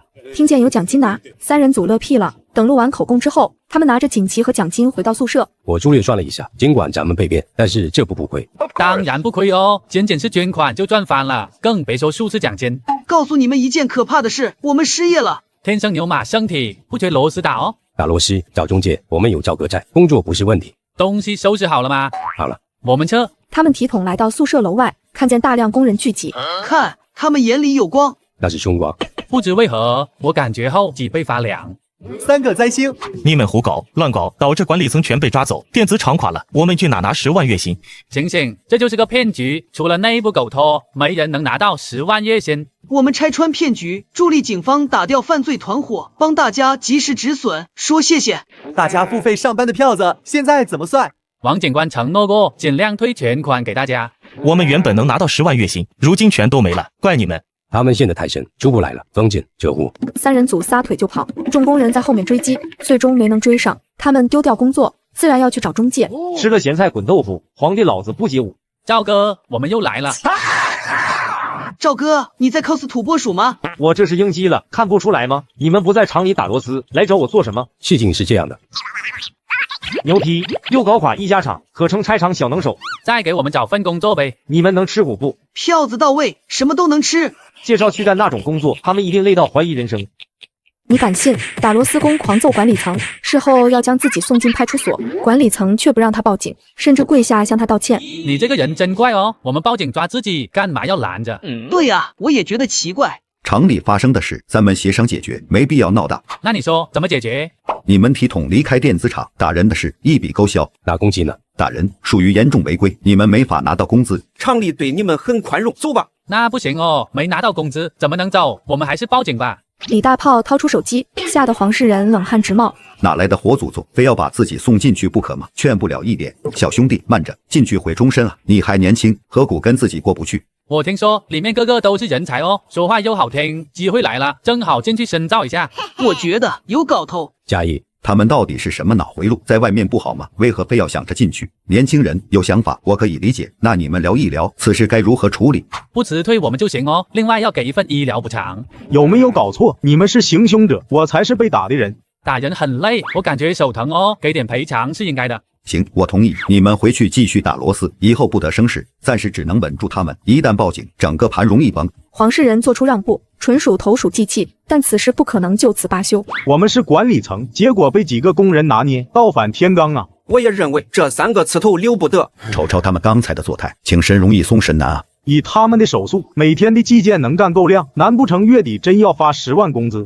发个屁，3个屌毛而已，凭什么拿高额工资？召集保安将他们打出去。多动动脑子，用点智慧，成天喊打喊杀，像什么样子？不知皇父有何高见？我要有主意，一早说出来了，又何必在这里开会讨论？这件事交给你们2个去做，尽量别用蛮力，同时赶跑3个屌毛。遇到难题，当然丢给下属去解决。另一边，3人组稳定打螺丝。刚才那是给闹的，我都没心情打螺丝了。刚才要不是你们拦着，我还想再踹洪波几脚。什么东西敢让我们提桶跑路？就是哦，辞退我们却不给结算工资，简直是找抽。黄副厂长的反应，我觉得不对劲，又说不上来。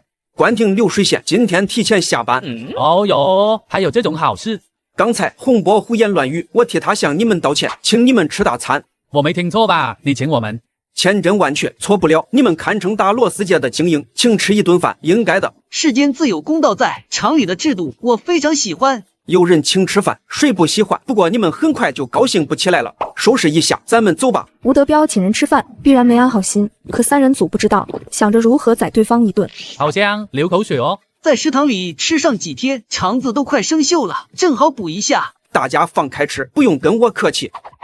好吃好吃，不管是大气。仅吃菜太淡，不如咱们喝点。明早还要打螺丝哦，喝多了怕是起不来。有我在，你们怕什么？大家吃好喝好。好，那喝点。上当了，他们总算是上当了。你最好带来好消息。 3个傻狗全喝醉，不省人事，我找人扶回宿舍里，明早绝对起不来。旷工一天便拿不到10万工资，他们喜欢讲制度，那就来一波制度杀。明早自见分晓。电子厂里能做管理层的人，全是老阴笔，手段那叫一个多。翌日清晨，2人朝车间走去。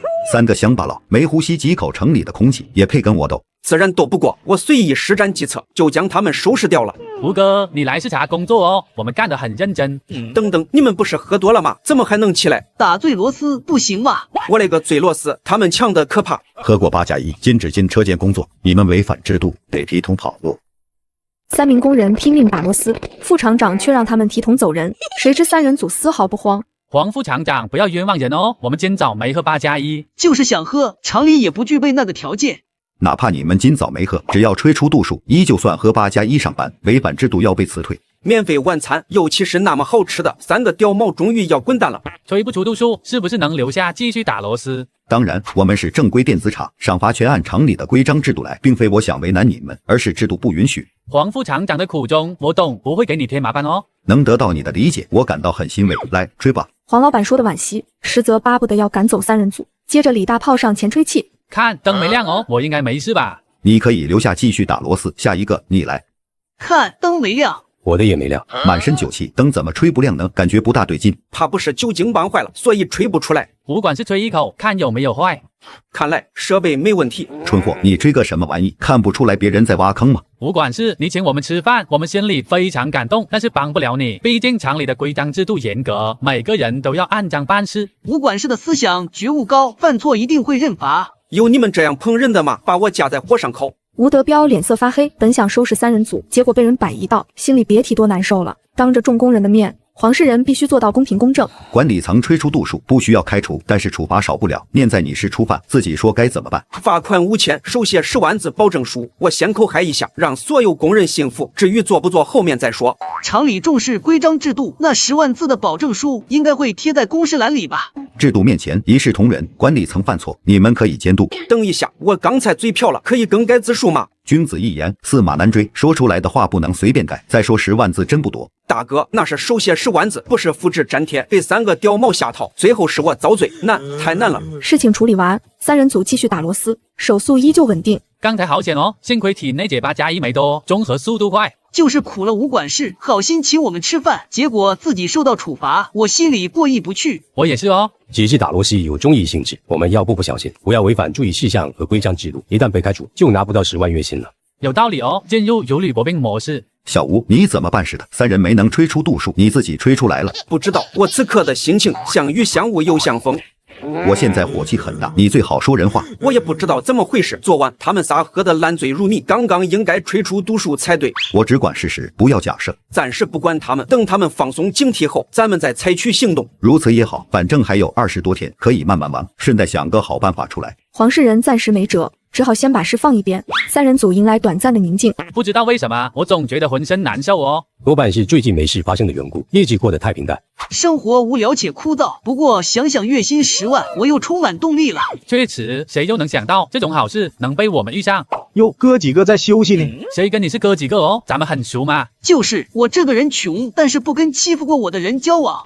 我靠，你真敢说！到底是谁欺负谁？受伤的人是我，冤家宜解不宜结。我是来给你们送温暖的。什么温暖？电热毯吗？大炮，你昏了头，这边解热，用不上电热毯。可以拿回老家用哦。几人聊开了，像说相声一样。洪波赶忙出言打断：厂里为回馈老员工，你们每招来1名亲友，奖励500块。我们没来几天哦，先来1天，也是老员工，发财机会摆在眼前，你们应该带上亲友一起致富。我有一个疑虑，不知当讲不当讲。